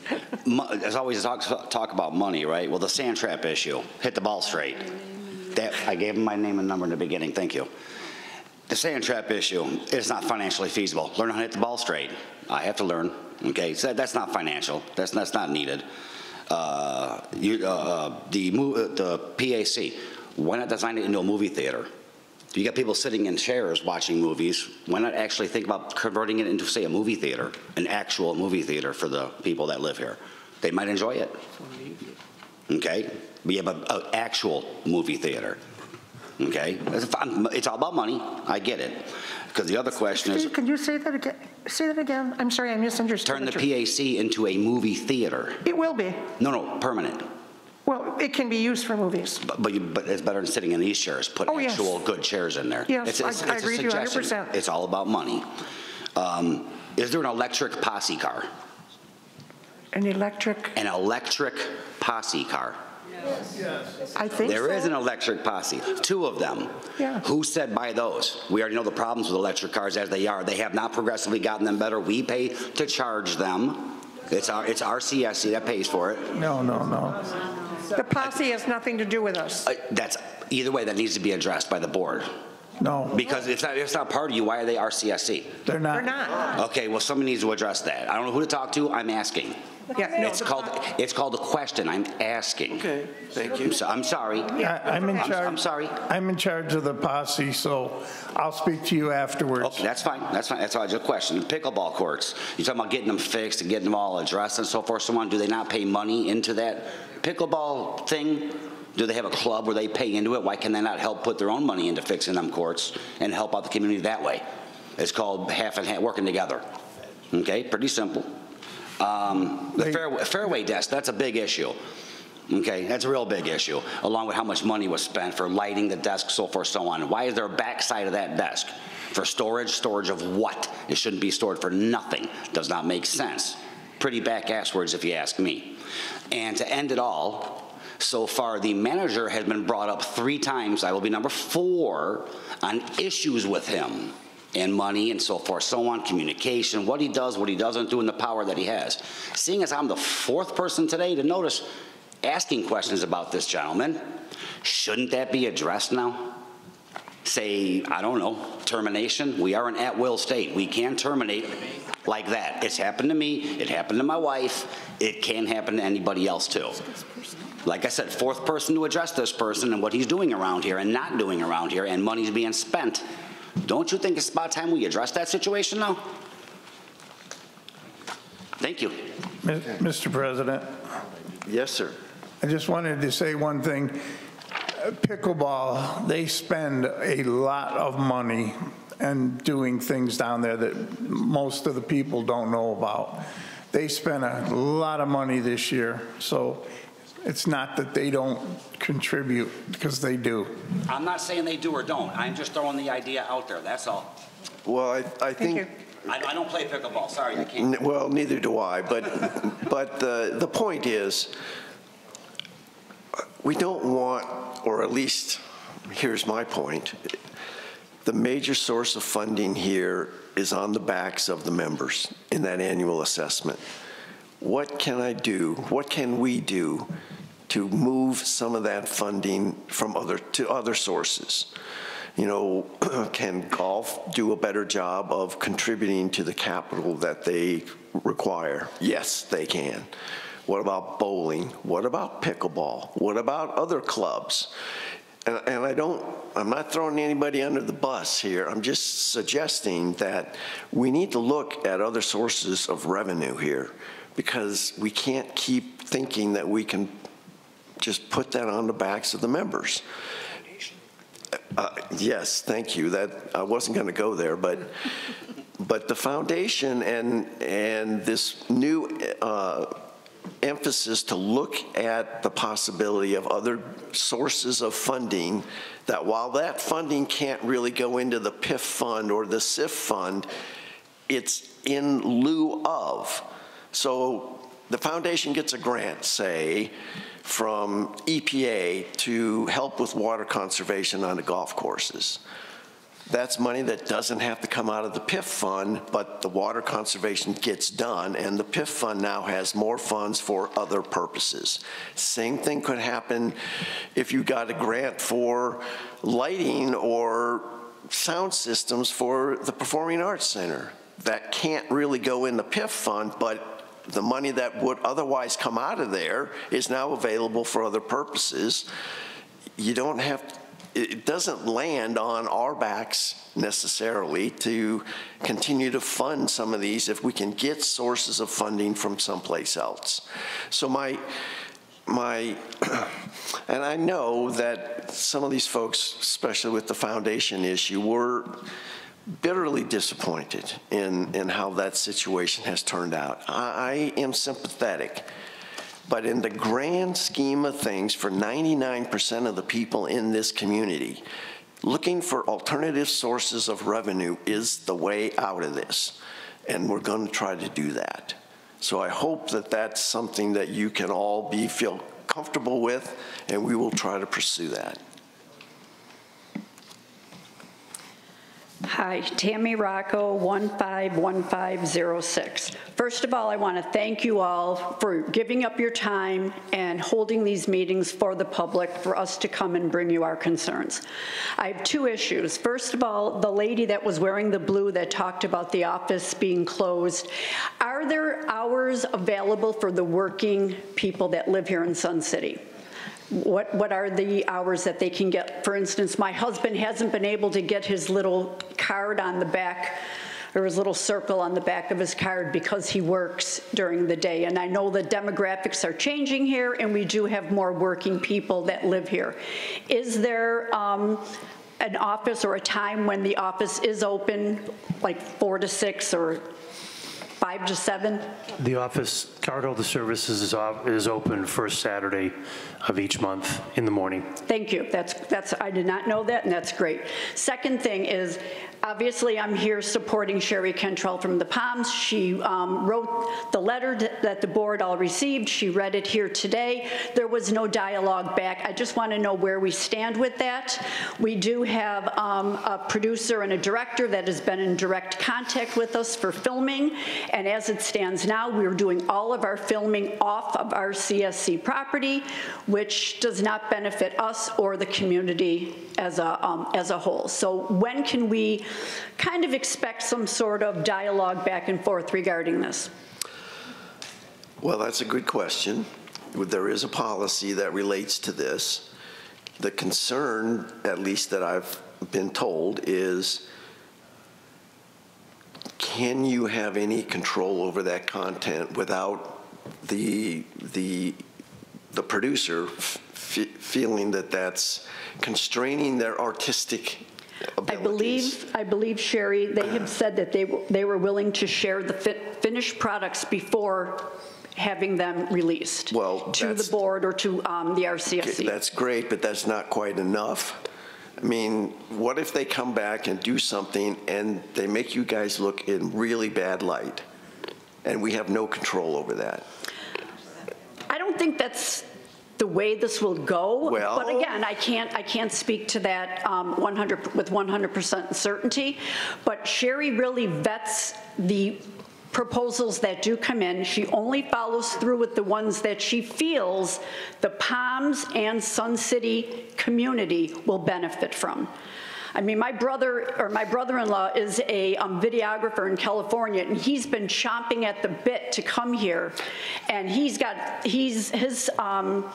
documentaries are on PBS and a lot of other channels. And I feel like this is free publicity for the community. And I hate to see us close the door on that. And not just for the Palms. The lawn bowlers were bringing up today about their national and international competitions. This benefits the entire community. I understand. I just want to know, I just wanted to put that out there and find out when we could hopefully hear back with some sort of dialogue. Thank you. Okay. Jack McCall again. I really appreciate about the website. I mean, that's great. Why can't it be before the cart instead of after the cart? That's my point. And then funding, I heard $350, but if it wasn't that, I know it's pretty expensive, and how are we paying for it? That was one of my questions. So, Tom, do you want to answer? Well, the funding is coming from this, what's called the SIF fund. So that is a pool of money that is, in the olden days, we used to call that, what was that, carry forward, thank you, which was the word that nobody wanted to use. But basically, when the budget had a surplus, then that balance went into this carry forward account, and it had been used for capital projects, and that indeed is where the funding is coming for this website. It is funded, yes. Go ahead. Thank you. Esther Albertus, 134690. I have lived here long enough to work under, or not worked under them, but have 3 general managers. Okay, so I've been here a while. And I've seen boards come and I've seen boards go. And I've seen people that come to the board and have their own agenda. And I've witnessed all of this. But I will tell you right now, Matthew has done more in the short time he's been here than all the other ones combined in terms of getting the facilities in order and getting all of the, you don't see the junk everywhere and you don't see this or that. The restrooms are clean. He's got his staff going, and I go to swim aerobics 4 days a week, and they're in there cleaning and doing this and that. So I'm just telling you that we all are going to have an election for new board members, just like we're going to have an election. Some of us are going to be happy, some of us are not going to be so happy. But the bottom line is, we vote people in to represent us and to do their very best. They may not do exactly what we think they should do, but that's just the way our democracy works. And so I have a few things I'd like to say about the incoming board election. If you want to be on the board, then you should run for the board. But if you run for the board, I'm a person of commitment, and I was a high school principal, and I wouldn't let my kids get away with not following through with their commitment.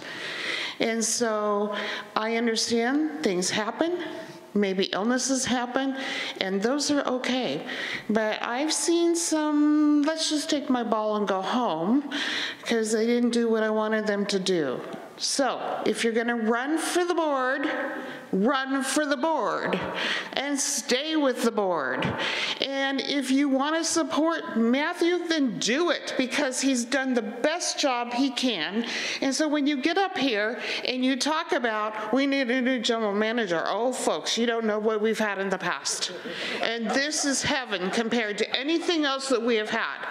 So I hope that you can just see beyond the here and now and understand that we have a board that represents us, and like it or not, that's what we're going to do. And we have a general manager and a team that's doing the best for us. And when you look around and see how clean it is, thank Matthew. Thank you. While you were, what did you say, principal or? I was a high school principal. Okay, so. And we had commitment, right? So, and some of you would be in my office as frequent flyers. Ouch. I thought maybe you were also the football coach, because that was a heck of a halftime speech. So. Do that as well. All right, thank you. Lori Ellingson, 133335. My mom is 94 years old. She's lived here for 27 years. She uses the Oakmont Fitness Center, and she goes down 3 times a week. She spends 15 to 30 minutes on the cardiovascular equipment, and then she does the weight training equipment. It's extremely important for her health and her fitness to keep her active and keep her moving. A few days ago, we were down there, and there was a sign posted, closure of Oakmont Fitness Center, Monday, October 28th for remodel. It will be closed for approximately 6 weeks. My question is, what exactly will be done during this 6-week remodel, and why was this put on as a priority of deferred maintenance or update or whatever in front of other activities and other facilities that desperately need updating? And is it really necessary to close for a full 6 weeks? Well, clearly I cannot please you. No matter what, is it the pickleball courts or it's a fitness facility or, you know, we can only do what we can do. And I'm sorry if that was inconvenient for you, and I don't know what management, this is first I heard of this, so I'm not sure what management had in mind there. Yeah, so my question is to management to answer that question. All right, then Matthew, do you have any insight into this? Indeed I do. Awesome. So the equipment that's down there, we can't get parts for. It's not supported anymore by the manufacturer. So the Oakmont Fitness Center is going to get all new equipment. And we're going to change the layout because the security measures that we're taking at Oakmont has people coming in through the fitness and want to make sure there's a good walkway through there. In addition, that room has some asbestos in its flooring that we're going to mitigate the asbestos. So we always try to estimate a little bit high because sometimes things happen and it takes another week. So we might get it done before 6 weeks, but the idea is that we're going to replace all the equipment that's in there because the stuff, when it breaks, we have to have parts made, and we're not going to do that anymore. And we're going to take care of some other things that need to be done in that room at the same time. That's the truth, that's the answer, and we'll get it done as fast as we can. We do have multiple other facilities available, as you know, but sometimes it just takes some time to get everything done. So the new equipment, what brand? You know, what is it called? It might be Life Fitness. Life Fitness is the stuff we have everywhere. We're kind of settling on one brand that is going to be supported for a while, and also has people that can help us with the maintenance of it. And will it have the Wi-Fi capability? You know, I don't have that answer, whether it has Wi-Fi or not. I don't think anything down there has Wi-Fi right now. And right now, I didn't see any equipment that was not in working condition, so I'm just wondering why. We may have taken that out already. That's the answer. The stuff that's in there is so old, we can't get parts for it. And so we have to replace it with new things. So I would hope that people would be happy with having all new equipment, but I've been wrong before, so. Okay, thank you. You're welcome. Mr. President? Yes, sir. I just wanted to say, you know, we have someone here that for years and years did all the reporting on us and everything, and he found out that he liked this community so much that he became a resident. Rusty.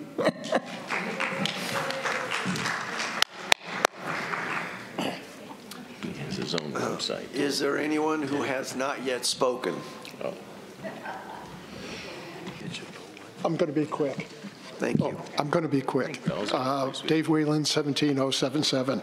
Just to finish what I started, the last part on member discipline is if they have the ability to appeal to what was called the entire board, the finding of in violation of policy or something else, some other thing.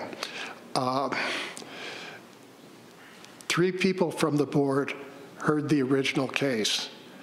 Now they're going to be part of the appeal. I find that presidential, and they should recuse themselves from listening to the appeal. They do. They do. They do? Yes. I didn't see it written down. It's not documented. Hey, if it isn't there, it doesn't exist. It's a contract. Okay. Put it on the list. We'll put it on the list. Okay, I was going to say not to be difficult. No, I am. It's your middle name. That's okay. I yield the balance of my time to Gene Totten. Okay. Oh. Gene has her own. Good afternoon, Stella Van Ness, 116314. Mr. Foster, you mentioned at the beginning of the meeting you had some information from the attorney about the Sun City Foundation. And you said something about Article 2, Section 5. It was material that was in the attorney's legal opinion. Okay. You said he reviewed all of the documents. That is my understanding, yes. Okay, and then you mentioned Article 2, Section 5. So I was wondering where that Article 2, Section 5 is located that he was referring to. Was that in the Articles of Incorporation? Was that in the RCSC bylaws? Was that in the Sun City Foundation bylaws? I'm thinking it was in the bylaws of the foundation. Okay. But I'd have to go back and check that for sure, but it was certainly in the legal opinion, yes. Okay, well, I have checked the documents. Okay, I'm very familiar with the documents from RCSC. And in the Articles of Incorporation, there is no Section 5. Also, in the RCSC corporate bylaws, Article 2, there is no Section 5 either. It starts with Section 1, or Section A, I believe you referred to. A would be members must be an owner, and that would be under Section 1.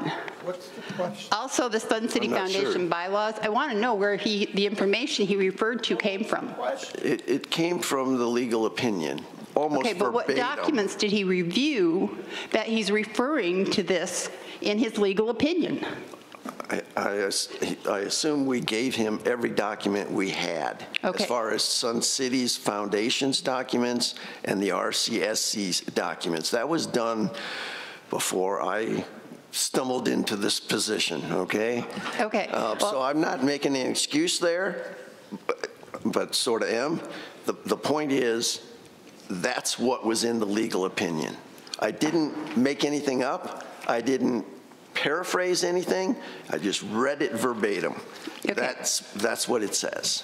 Okay, my question is, I understand that's a legal opinion, but I'm wondering what documents he reviewed to come up with that legal opinion and quote those sections, because those sections don't correspond with the bylaws we currently have.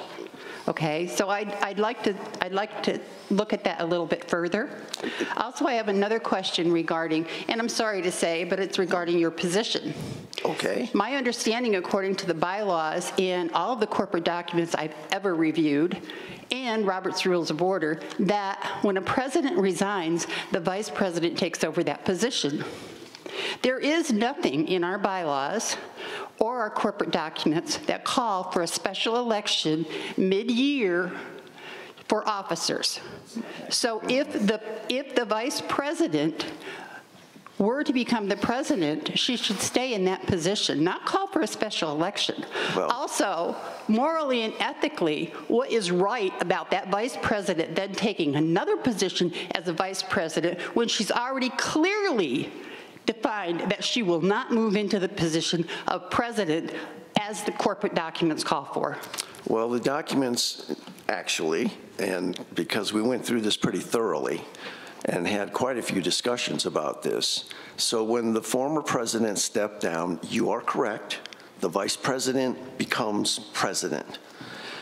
And she was ready, willing, and able to serve as president.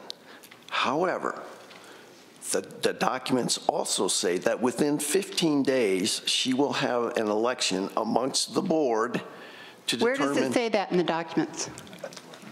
We're looking for it. Thank you. I know it's there because these were the rules that we followed. And so she did call for that election, and unfortunately, maybe I was in the wrong place at the wrong time, but here I am. So even though she was ready, willing, and able to serve, the board did not choose her. They chose me. I have the reference if you want. Yes, please.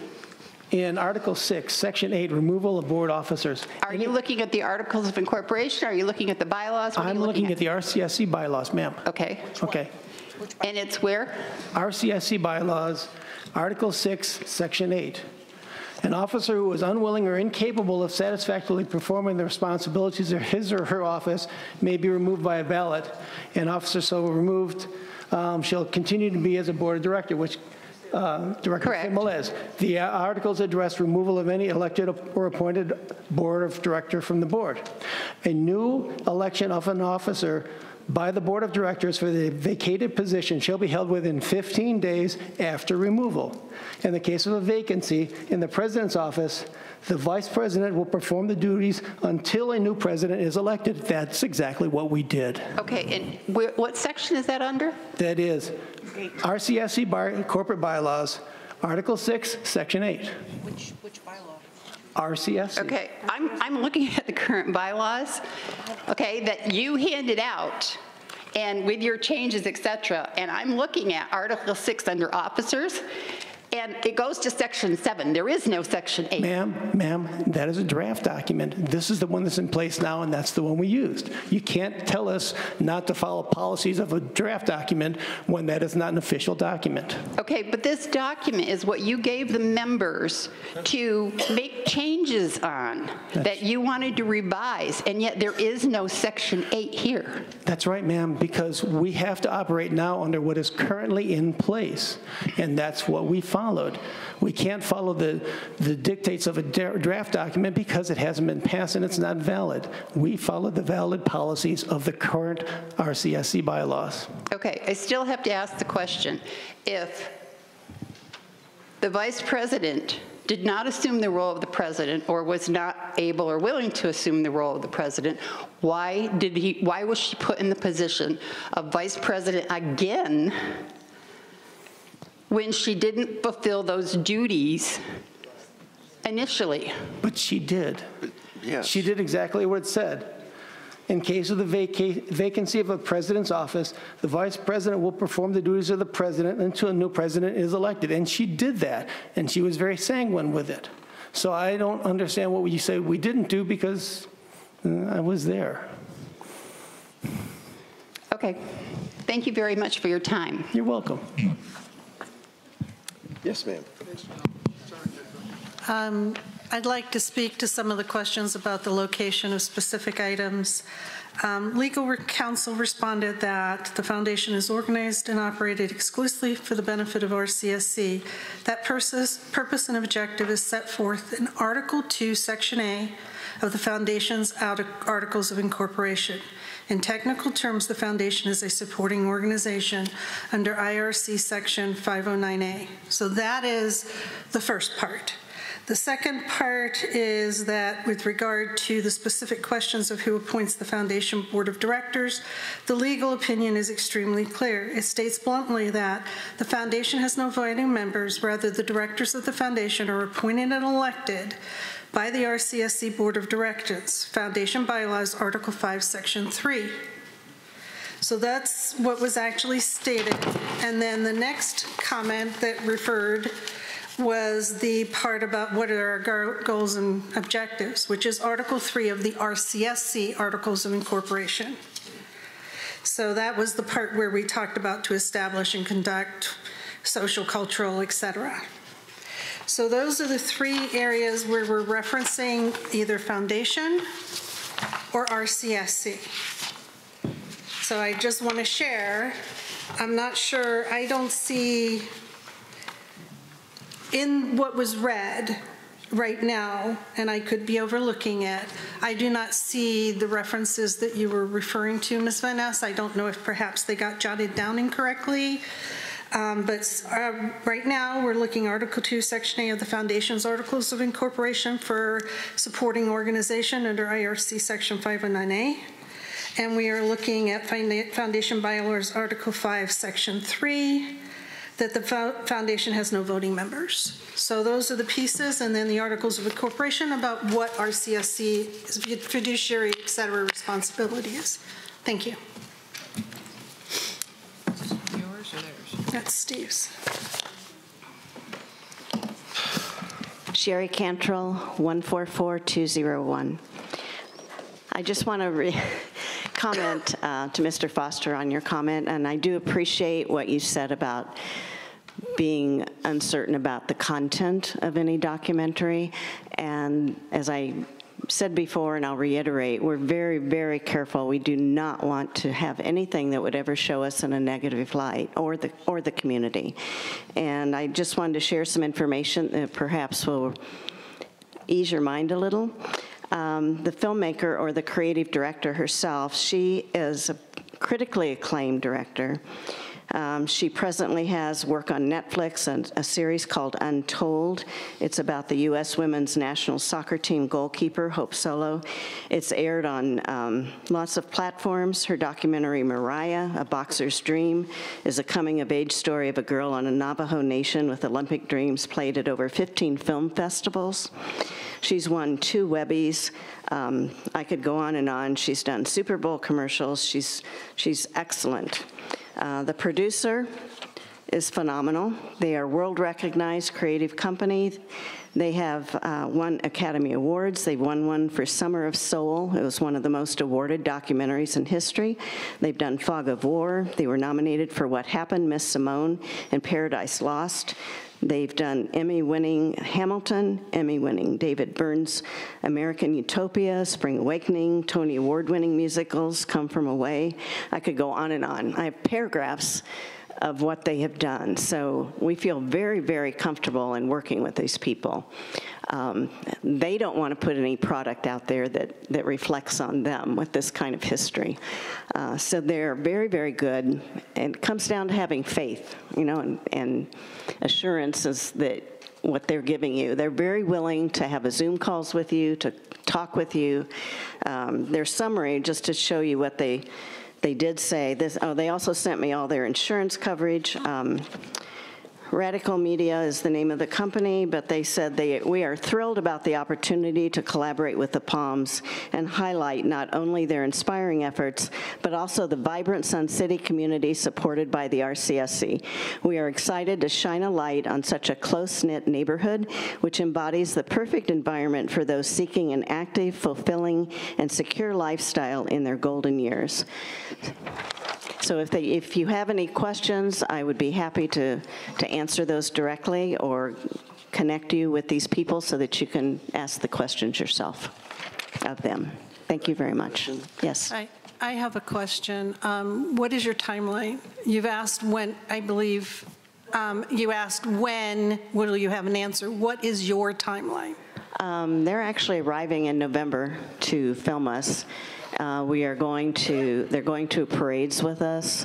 If we have to arrange a practice off-site, we will do that, but we would really like to do it at Marinette in our practice location so that they could film us, but if we have to work around it, we'll work around it because we want to do this with them. And you also stated that the producer and director had indicated that they were willing to share the finished product. Yes. Prior to screening. Yeah, the process is that they're really going to do just a little bit of filming to put together what they call a sizzle reel, and then they use this very short sizzle reel to go out to Netflix or wherever they want to try to market this and try to find someone for it. But they've, I've been talking with them since March, and they have done their homework. They know so much about Sun City and about the Palms and us as individuals. They really are really invested in this project, and when I look at everything they've done, I'm flattered that they want to come do this, but it would be such a golden opportunity for the community and for us. So I know of very few producers or directors that I have personally known or that you hear about that are willing to cede creative control. It is just not something that they do in general. Sure. Have you asked the question, what happens if there's something in there that A, the Palms disagree with, but B, that RCSC might have concerns about? Have you asked them what happens? Because generally, when they maintain creative control, whether you like it or not, this is what you get. So I'm just asking, have we asked that question? And I'm not questioning the credentials of the people that are reaching out to you at all, or their professionalism, but ultimately, they are trying to produce a product that they believe will appeal to the masses, and they will do what they think is in the best interest of that production to meet their personal needs or their creative needs. So I'm just wondering, did that come up?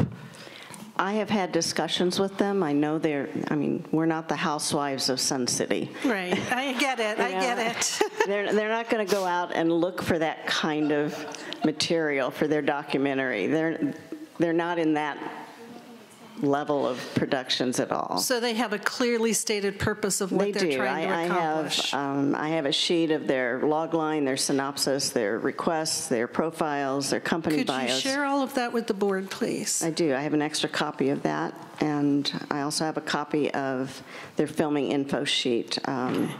It talks about their cameras, their film crews, their commercial liability. If you could get that to Marcia so that she can make copies for all of us, I'd really appreciate it. Thank you. I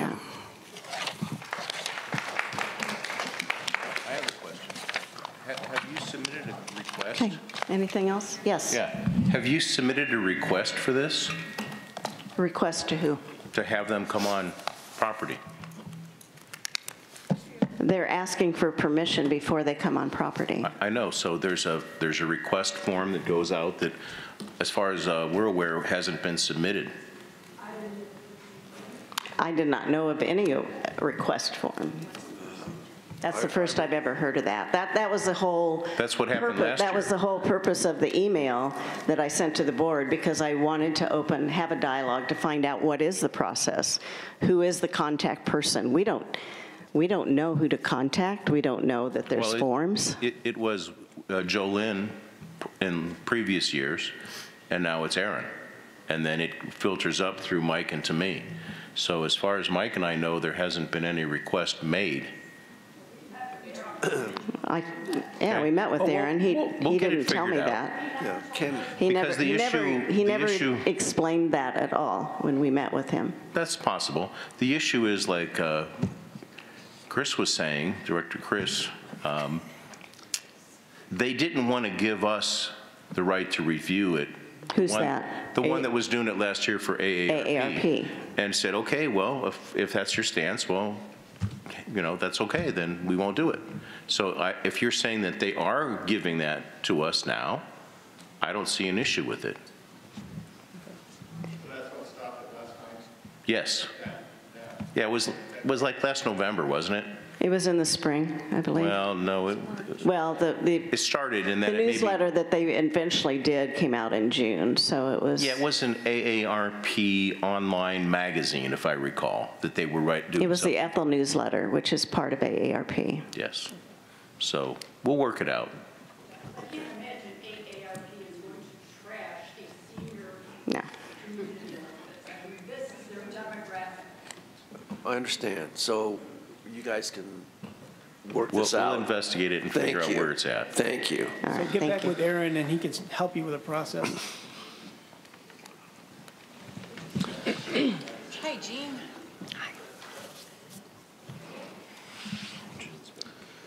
Jean Totten, 148753. I know it's late, but you know, what would we do if we didn't have the exchanges where you could hear what the members have to say? So let's go on. At the board meeting, I had a bunch of questions about the club policy 12. And I'm under the impression that a meeting was held last Monday regarding changes that club presidents or perhaps a representative of each club was invited, and this was to work on the BP 12. Is that correct? Yes. Okay, because unfortunately that was just one of those great rumors. It wasn't on any calendar, I don't think. So if changes were made at that Monday meeting, and we're having a board meeting at the end of the month where you took what was originally called motions and changed to a committee recommendation in the agenda, and are you going to present these changes, or are we going to get to see them again? This shouldn't it be another first reading? Stop my clock, please. It is. Stop the clock. It will be the first reading. Because it was postponed. Correct. Okay. Correct. So we'll get the new club rules in an email blast. You'll get them probably with the agenda. I'm sorry? Can you? Probably get it with the agenda. It'll be both. Marcia would be better to answer that. They'll get it hooked to the agenda and the announcement of the meeting. Can you speak in the microphone so everyone can hear you? You'll get both. It'll be attached to the announcement for the meeting, just like it always has been, and there'll be a copy at the back. Thank you. You're welcome. Okay. I have a great deal to talk about regarding the bylaws. They've been brought up by other people beside myself today. I think you're all a little busy with budget, 5-year plan, town halls, elections, and I'm wondering what is the urgency right now to work on these bylaws? Wouldn't it be a little more advantageous for, even though there are people who do enjoy the dullness of bylaws, do enjoy contributing, why don't we just wait and try to get some of these things? Or I'll just keep coming up here and go through my list with you of all the things that I took from observing. I sat and watched the YouTube and wrote everything down because I wasn't able to attend either the special session or the exchange meeting. And so I went back through and wrote it all down, and I have many questions, just like I did about the policies. I don't, and I'm going to stop there. I don't know if anyone's going to answer me. Yeah, I'll answer you. I've been working, Anita and I and the COC has been working on the BP12 for almost 2 years. So it's not like we're hurrying up and we've been trying. Every time we have a COC meeting, I get bombarded with clubs fighting. And then we have to stop and we have to go do something else. So we got real close. We had the meeting last week. We heard all the club's wants, and we've incorporated, I think, everything into the new BP12, which you'll see, and I think everyone will like it. And it will do the job it needs to do, and it will start the template, and everything will start in January. That's our goal. Thank you. But that doesn't answer the one thing that I really wanted to get an answer from, and that is what Director Borski mentioned. In that conversation that I had before you all, you spoke about club rules, that the club itself has rules. Yes. And I asked you about that, and we never were able to have an exchange. What is the difference? And I'm sorry, I'm going over, but what are club rules versus what are COC? Okay, we have Board Policy 12, which is the RCSC rules for a club. A club can have more rules, which says, Steve, give me an example. You know, you got the template, and they're going to follow the template, which is going to, and they'll fill out questions that we say you have to answer. Steve? Then they have, wait a minute, then inside of everyone, they do policies. And the club board, they vote on policies. They don't have to bring that to their membership. This is the difference. He's just losing me. The rules are voted by the membership of the club.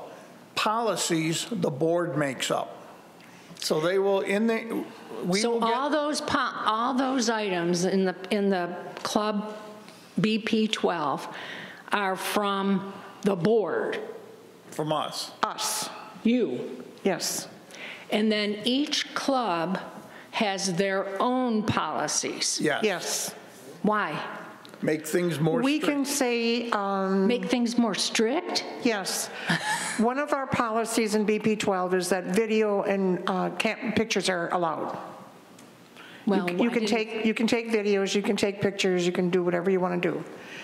Clubs can say, not in my club you can't, and they can say, no, you can't take pictures in this club. So the club will throw out what you, the board, has... No. They have the option to make it stricter. They can't make it weaker. They can only make it stricter. Well, then if they say they're going to throw out what you said, they're not throwing out what they said. They're putting in a stricter rule. They're taking our rule and making it tighter. We left it at their discretion. Every club has their own operational rules because every club is different. That's what I thought. They have different equipment. But they all have to observe and follow BP12. BP12. That's where they start. It's very important that all those changes that I spoke about then were talked about. Yep. We put in every change they wanted. I think. Well, that's what they wanted. What about the things that I brought forth at the board meeting? I think they were all addressed. Written down. They were all written down, because that's what you said the last time. We went through things. I mean, I'm not going to say that every single thing you asked for is in there, because it might have been, you know, you had an idea and he had an idea, and we talked about it and said, you know, his is a little better, and we incorporated his. Okay. But we listened to what the people wanted. The people being? I will give you just one example. It was monitors. 2 monitors in a club, okay? There was a lot of people did not want that. So what it is 2 monitors in a club that has dangerous equipment and it's listed. Other than that, it would be 1 monitor and a member, okay? But in BP12, down in the template, it says you must, the last sentence is you must put in your policies that what you will do for opening a club, closing a club, and special things that happen. So then you would have 1 person coming in to make coffee, and it has to be addressed how you're going to do that. You might have a person come in and for 15 minutes they're coming in to take stuff out of a kiln, put stuff in a kiln. Therefore, you have 1 person, which we don't allow. And that's in their policy. And they have to put it in there, and it has to be approved, their policy, in the template by the club's office. But I thought you just said that your policies are that they can't change. It's not a change. This is in there that gives them, they have to list it, and it has to be approved by the club's office for these special circumstances. Okay, Director Nedishon, did you have a clarification? Right. So, Jean, the way I look at this is there's board policy 12 that all clubs have to operate under. That is the board policy. And then each club has rules. I'm not going to call them policies, I'm going to call them rules. So an example would be you have to go through training 1, 2, and 3 to use a kiln. That's a club rule. You need to be proficient in, so say the sewing club. You have to know how to use their sewing machines, and you have to take training for that. That's a club rule. So each club operates under the policy. Then they have specific rules that are very specific to their club that says this is how we will behave as members of this club. And I think that's the way I would look at it. It's more rules of operation for how the club functions as a club, and the board policy is how all clubs will function and what board rules, what RCSC rules that each club must follow. Now, they can ask for exceptions because there's always exceptions, right? So they can ask for exceptions. However, in general, everybody will operate under BP12. And to operate for the purposes of your club, like the ceramics club or whatever, then you will have outline your rules of how your club will specifically operate. Okay. Like you can only have 3 guests, or you can only, however they want to do it, but ultimately the overarching umbrella is BP12, and then there's the club rules underneath that allow them to differentiate themselves from the metalworking club and the ceramics club and the best friend's dog club, just allows them to differentiate. So when I am told by someone who said, my husband wants to join a club, but he doesn't want to monitor, so he can't. So you're saying that even though RCSC policy says you need 2 monitors, the club can say that's not true. The club can say you have to be a monitor. You have to be willing to be a monitor. In order to be a member of the club. In order to be a member of our club. They do not say, we say 2 monitors. They say if you want to be a member of our club, you have to be willing to take the time to be a monitor. Okay. Thank you. And Jean, you also brought up whether your concerns were addressed. I can tell you personally, here's the list.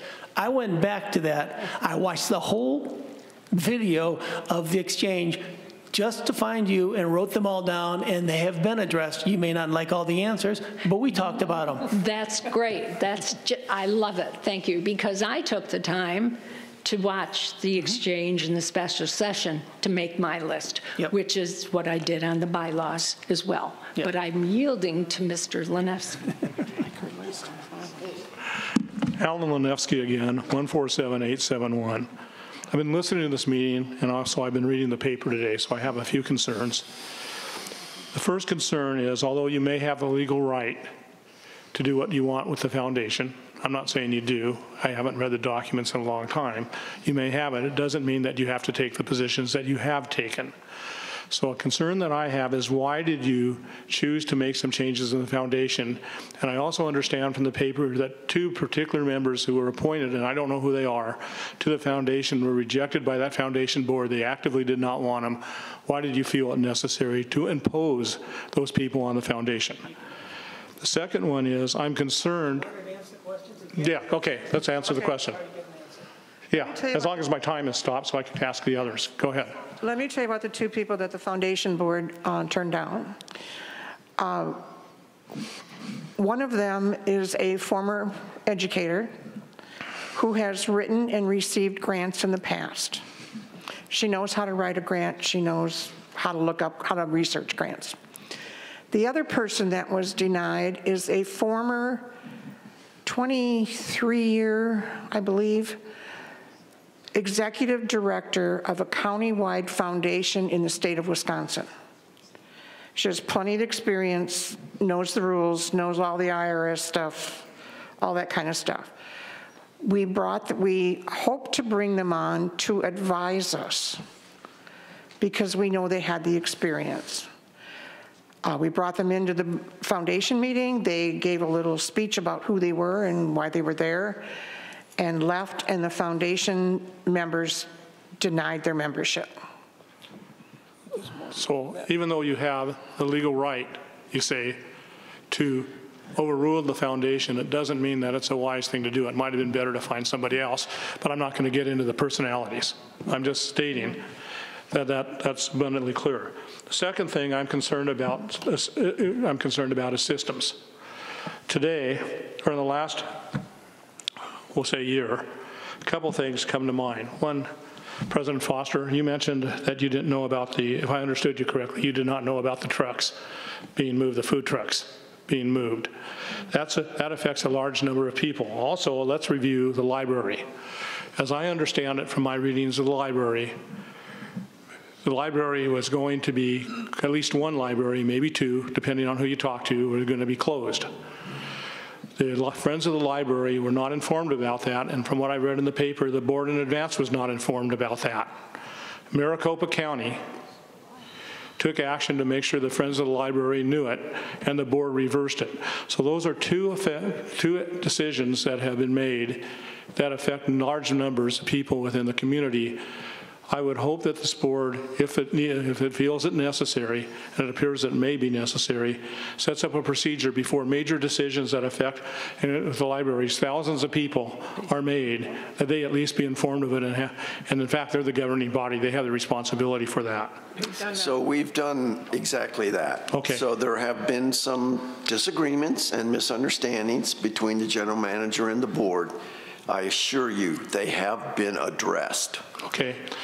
The second thing that I have, which is of concern to me, is having read the documents, and I don't know whether it was in the policies or the bylaws because I read them at the same time. There was talking about having to have 2 meetings with the general manager, the board having 2 meetings with the general manager. I read that as at least one of your drafts. That concerns me. And I'm not saying that this general manager won't meet with you, but a board should be able to meet with the general manager whenever they feel the need to. And I meet with him every morning. Okay, yeah, I'm glad to hear that. I'm just saying I don't know why it's a requirement. And the general manager is very accessible to us. There's no time that I've said I wanted to talk to him. He said no. He's always been very accessible to us. Yes. And then the final thing I want to discuss is In Focus. That used to be a committee that did videos free, and I understand we're setting up a video and radio station or whatever. I just want to know how much that costs. I believe that was free, and that the individual who wanted to set that up brought his own equipment. So it didn't cost RCSC anything. I believe that's correct. No, wasn't? Oh, sorry. Then. So a couple of things that I'd like to respond to. First of all, very quickly, just to the foundation concerns. The board went to the foundation and tried to work with the foundation to expand the capabilities of the foundation while still maintaining their current remit, their current assessment assistance. And unfortunately, we were not able to come to a resolution where members of the foundation were in agreement, or members of the RCSC board were in agreement with each other. So that's kind of where we were landed. And we have a fiduciary responsibility to look at all funding revenue streams that will help defer or defray costs for our membership. So just that one statement. With regard to the with regard to our matrix, we do have a matrix. We have a responsibilities matrix. It's really clear. It goes through, step by step, it goes through how we do things. When the general manager needs to reach out to the board, when the board needs to reach out to the manager, who has to do the work, when we should be consulted, and who has veto right. So all of that has been now put in place. We developed that over the summer. That's one of the things we worked in over the summer. We developed it. We have taken feedback from the general manager, and we have are now operating underneath that. That was post-library. And we're still working through some of the kinks. So there are still some kinks in it. It's like any new process you put in place, it takes a little bit of time for both the board and the general manager to find the right balance of what works without creating roadblocks. Okay. For Sun City in Focus, I think what you're referring to is the communication and media department that RCSC has now, not Sun City in Focus, correct? What I'm referring to specifically was a committee that existed that was doing videos, and it was being done by volunteers. True.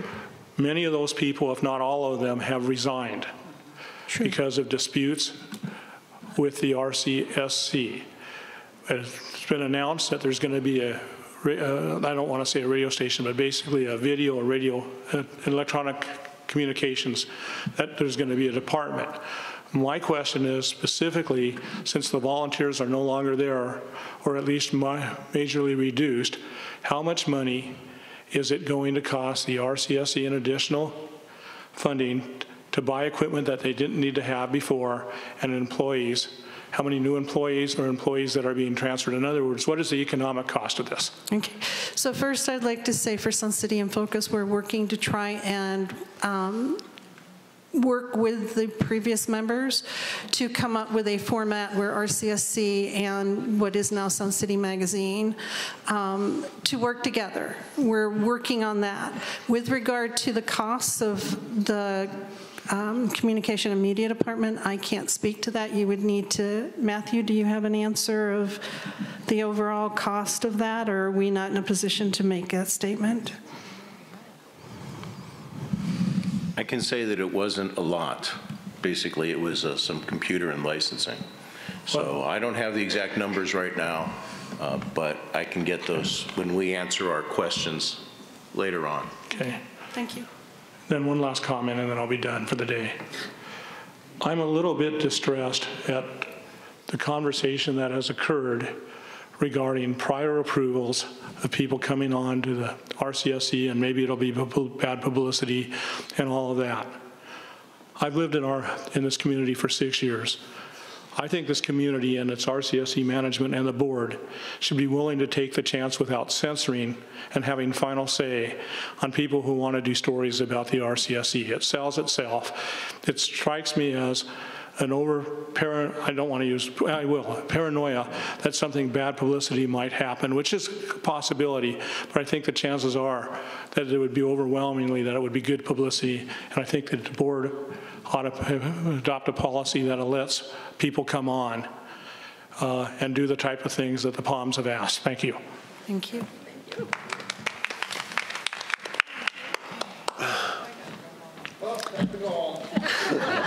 What was that? He was being smart. Jean Totten, 148-753. Well, I'll tell you what. I can wait and go through all my bylaw things at the board meeting if you'd rather, because it was postponed. I don't want to individually talk with you. I want these things heard by everyone. Okay. That's the way I operate. Okay. Okay. So is that what I might be able to put a lot of it to rest, because on the video of the special session at the 4:17 mark, Director Ruff said, "I'm going to start off with the board. Had a committee 2+ years ago in 21 and 22, and they passed the first reading of the changes to the bylaws. And the second reading did not pass. So that document that they drafted was what we started with when we started this review. I don't think that's quite right.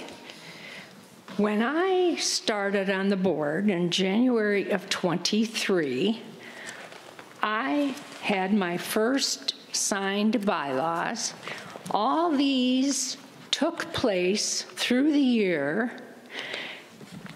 That was not based on what the ad hoc committee brought forward. It was based on the very March 14th, 2022 is what I have. I might be wrong. I haven't gone to Marcia to get the exact listing of the bylaw changes. But I'm just saying, what you have composed, if it's based on what the ad hoc committee is what you're basing it on, that is incorrect. You have changed a whole bunch of bylaws and things in between that weren't in what the ad hoc committee brought forward. So we've made more changes. I'm sorry? So we've made more changes. What is the issue? That we took the ad hoc committee's work and then moved forward to make additional changes? You took what was turned down. Failed a second reading. Not turned down, failed a second reading. Same thing, Ms. Fimmel.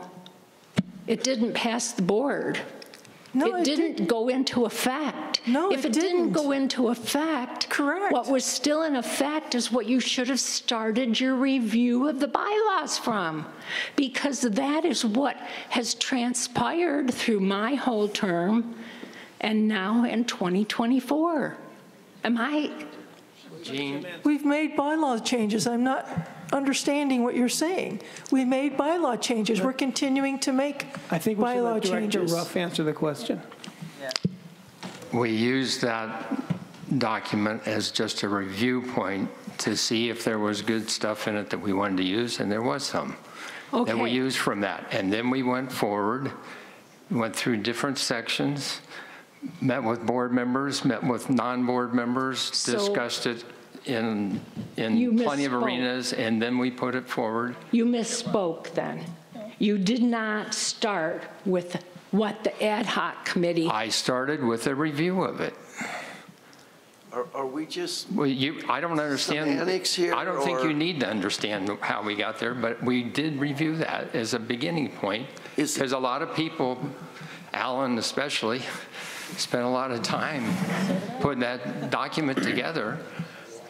Why would I ignore that? Let's look and see what's in there that fits what we think we should do. And well, for one reason, Director McAdam had a 3-page list of items that she brought forward at one of the meetings that she wanted addressed to the bylaw ad hoc committee. Did you take those into account also? She had the option of reviewing everything we did. I'm at the board meeting, I will be bringing forth the items that I had mentioned, if you don't mind. Ms. Totten? Yes. And the one meeting you're talking about, the vote was 5-4, which stopped that. And then the member who voted no said, oh, I voted the wrong way after the meeting. Steve, so it was going to pass. Steve, that's after the fact. And you were one of the board members who was not in, who was with the other two, who wasn't always in agreement. So don't. That's fine. I'm just saying. It was 5-4 was the vote. And then it was because they said they made a mistake and voted the wrong way. So it wasn't like there wasn't good stuff in there that was going to pass. Okay. I would also just like, I have 41 seconds left.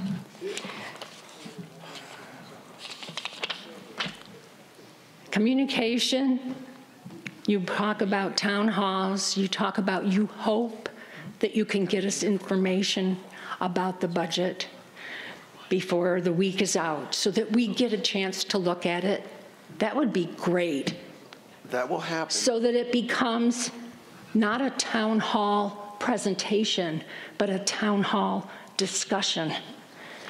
And I heard that comment, and we will get you something. Okay. And all of these things that have come, you stumbled in this position. The foundation, changes in the board leadership, town halls, website, they all have, if you had talked about the website ahead of time, we would have known. I don't understand why you don't bring things forward faster. And then one other thing, since you have talked about Mountain View, I just want to remind you of the statement that you all made, perhaps not you and perhaps not you. When I sat on the board, this is a statement that you made. If PAC moves to Lakeview, the cost to build the PAC will come out of the Mountain View PIF budget. Also, you said that lawn bowling, shuffleboard, and mini golf will not be touched. I have it, it's on tape, it's in writing. Thank you. Thank you. Are there, well, number one, this was an excellent exchange meeting. I know there's some emotions in part of the room, but that's okay. But the exchange of information was excellent. So thank you so much for coming and sharing that. Is there anyone else who would wish to speak? I just want to know, is there a form, Matthew, that we should have filled out? Because I've been on the website, I can't find any form to request. You know, it was a year ago last time I thought about it, so we'll get back to you. Aaron and Mike, and we'll sit down and figure it out. I think there was a release form that had to be signed, and that's the form I'm talking about. If you could find it, or Will do. Thank you so much. Sorry, I just have a couple more questions and a comment. Stella Van S, 116314. My question is, several times I've heard in this meeting the amount of $350,000 used for the website. And I've heard that it wasn't that much, but you've yet to tell us how much it was. And you said you have that figure, but we haven't heard that figure at all. So if it wasn't $350,000, how much was it? I don't know that we have that available. I'm sorry, what? I don't know that we have that available right now at this moment. Okay, will that be made available to us? Because there's obviously, I've heard multiple people come up and talk about this $350,000 and they're concerned for it. So will that be available to the members to know what was actually spent on that? So if it wasn't $350,000, they can put that to bed and not have to worry about that large amount anymore. That seems reasonable. Okay. Okay. The other comment I have, and please don't take offense to this, I'm just being very honest from the perspective of a member, okay? I was on the Sun City Foundation for a long time. I worked with RCSC in various capacities, both committees and as a volunteer nurse for your events and stuff. So I've been very involved in what's going on with RCSC for a number of years. And I honestly have to tell you that what happened with the foundation felt like, seemed like, and looked like a hostile takeover of a corporation. And I don't believe that that is the presentation or that is the attitude or behavior we want to put forward to our members. I have heard this from a number of people. They are very upset about the foundation and what's going on, and how before it's even passed the board, you've had one reading of the motions, and before the second readings have even passed, you've gone ahead and put members in there and done all kinds of things with the foundation, and other people have resigned, and yet the changes haven't even passed the board yet. So it just feels like, and you're presenting like a hostile takeover of this corporation, which I don't believe that's what you want to do. I don't believe you want to present as a hostile board. It's not a hostile takeover. What I would characterize it is, and clearly you disagree with this, so we can agree to disagree, and thank you for your comment there, but we have to follow what our legal counsel has told us, and that counsel has said, those documents have said all along that the RCSC has the authority to appoint the board members.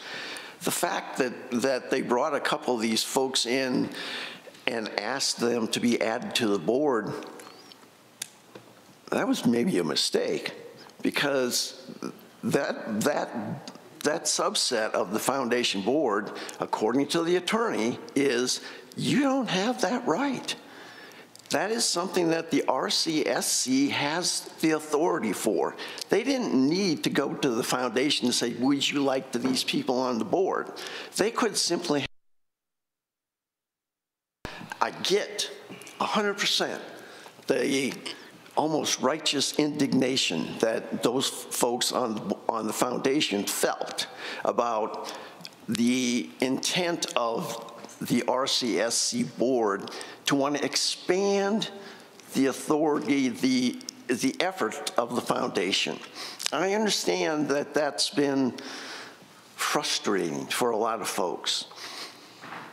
But by the same token, anytime that we can find other ways to help finance this organization, it is clearly permitted by those documents. And again, we might disagree about that, but that's not what the lawyers are telling us.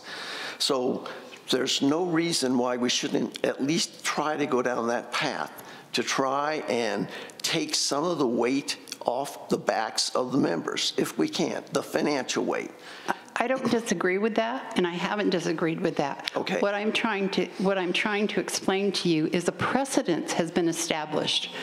The precedence is for 20 plus years, anybody added to the foundation was brought into the foundation. The board of directors of the foundation have interviewed them, and the directors of the foundation have either chosen to add them to the board or not add them to the board. Mm-hmm. So there is an established precedent that is how it was always done. So the directors of the foundation were not out of line in what they wanted to do and what they said, because that was established. It's been established for a lot of years.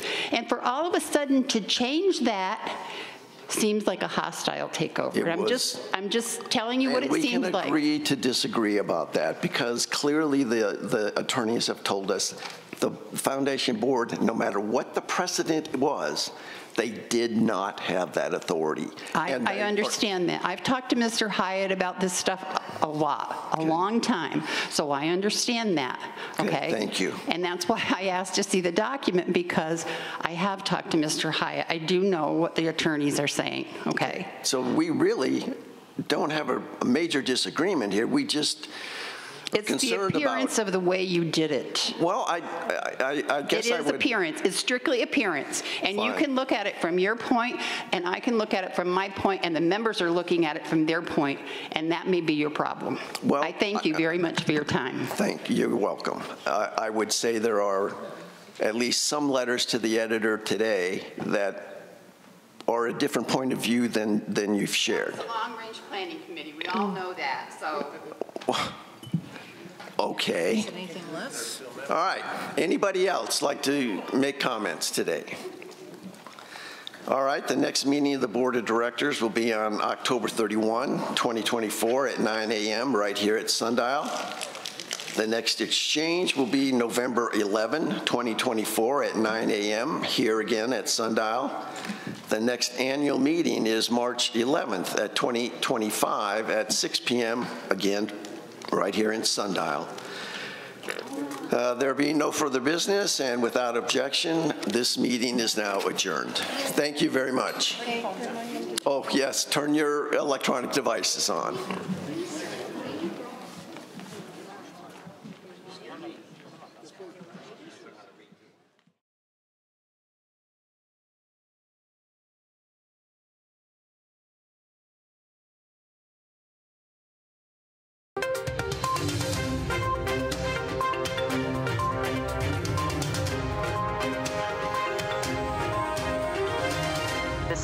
solely written production of the Recreation Centers of Sun City Incorporated and is intended for the sole purpose of informing our Recreation Center members. Any duplication, copying, transmission, broadcast, or use, including electronic and social media, is strictly prohibited without the prior written consent from the Recreation Centers of Sun City Incorporated. Thank you for watching.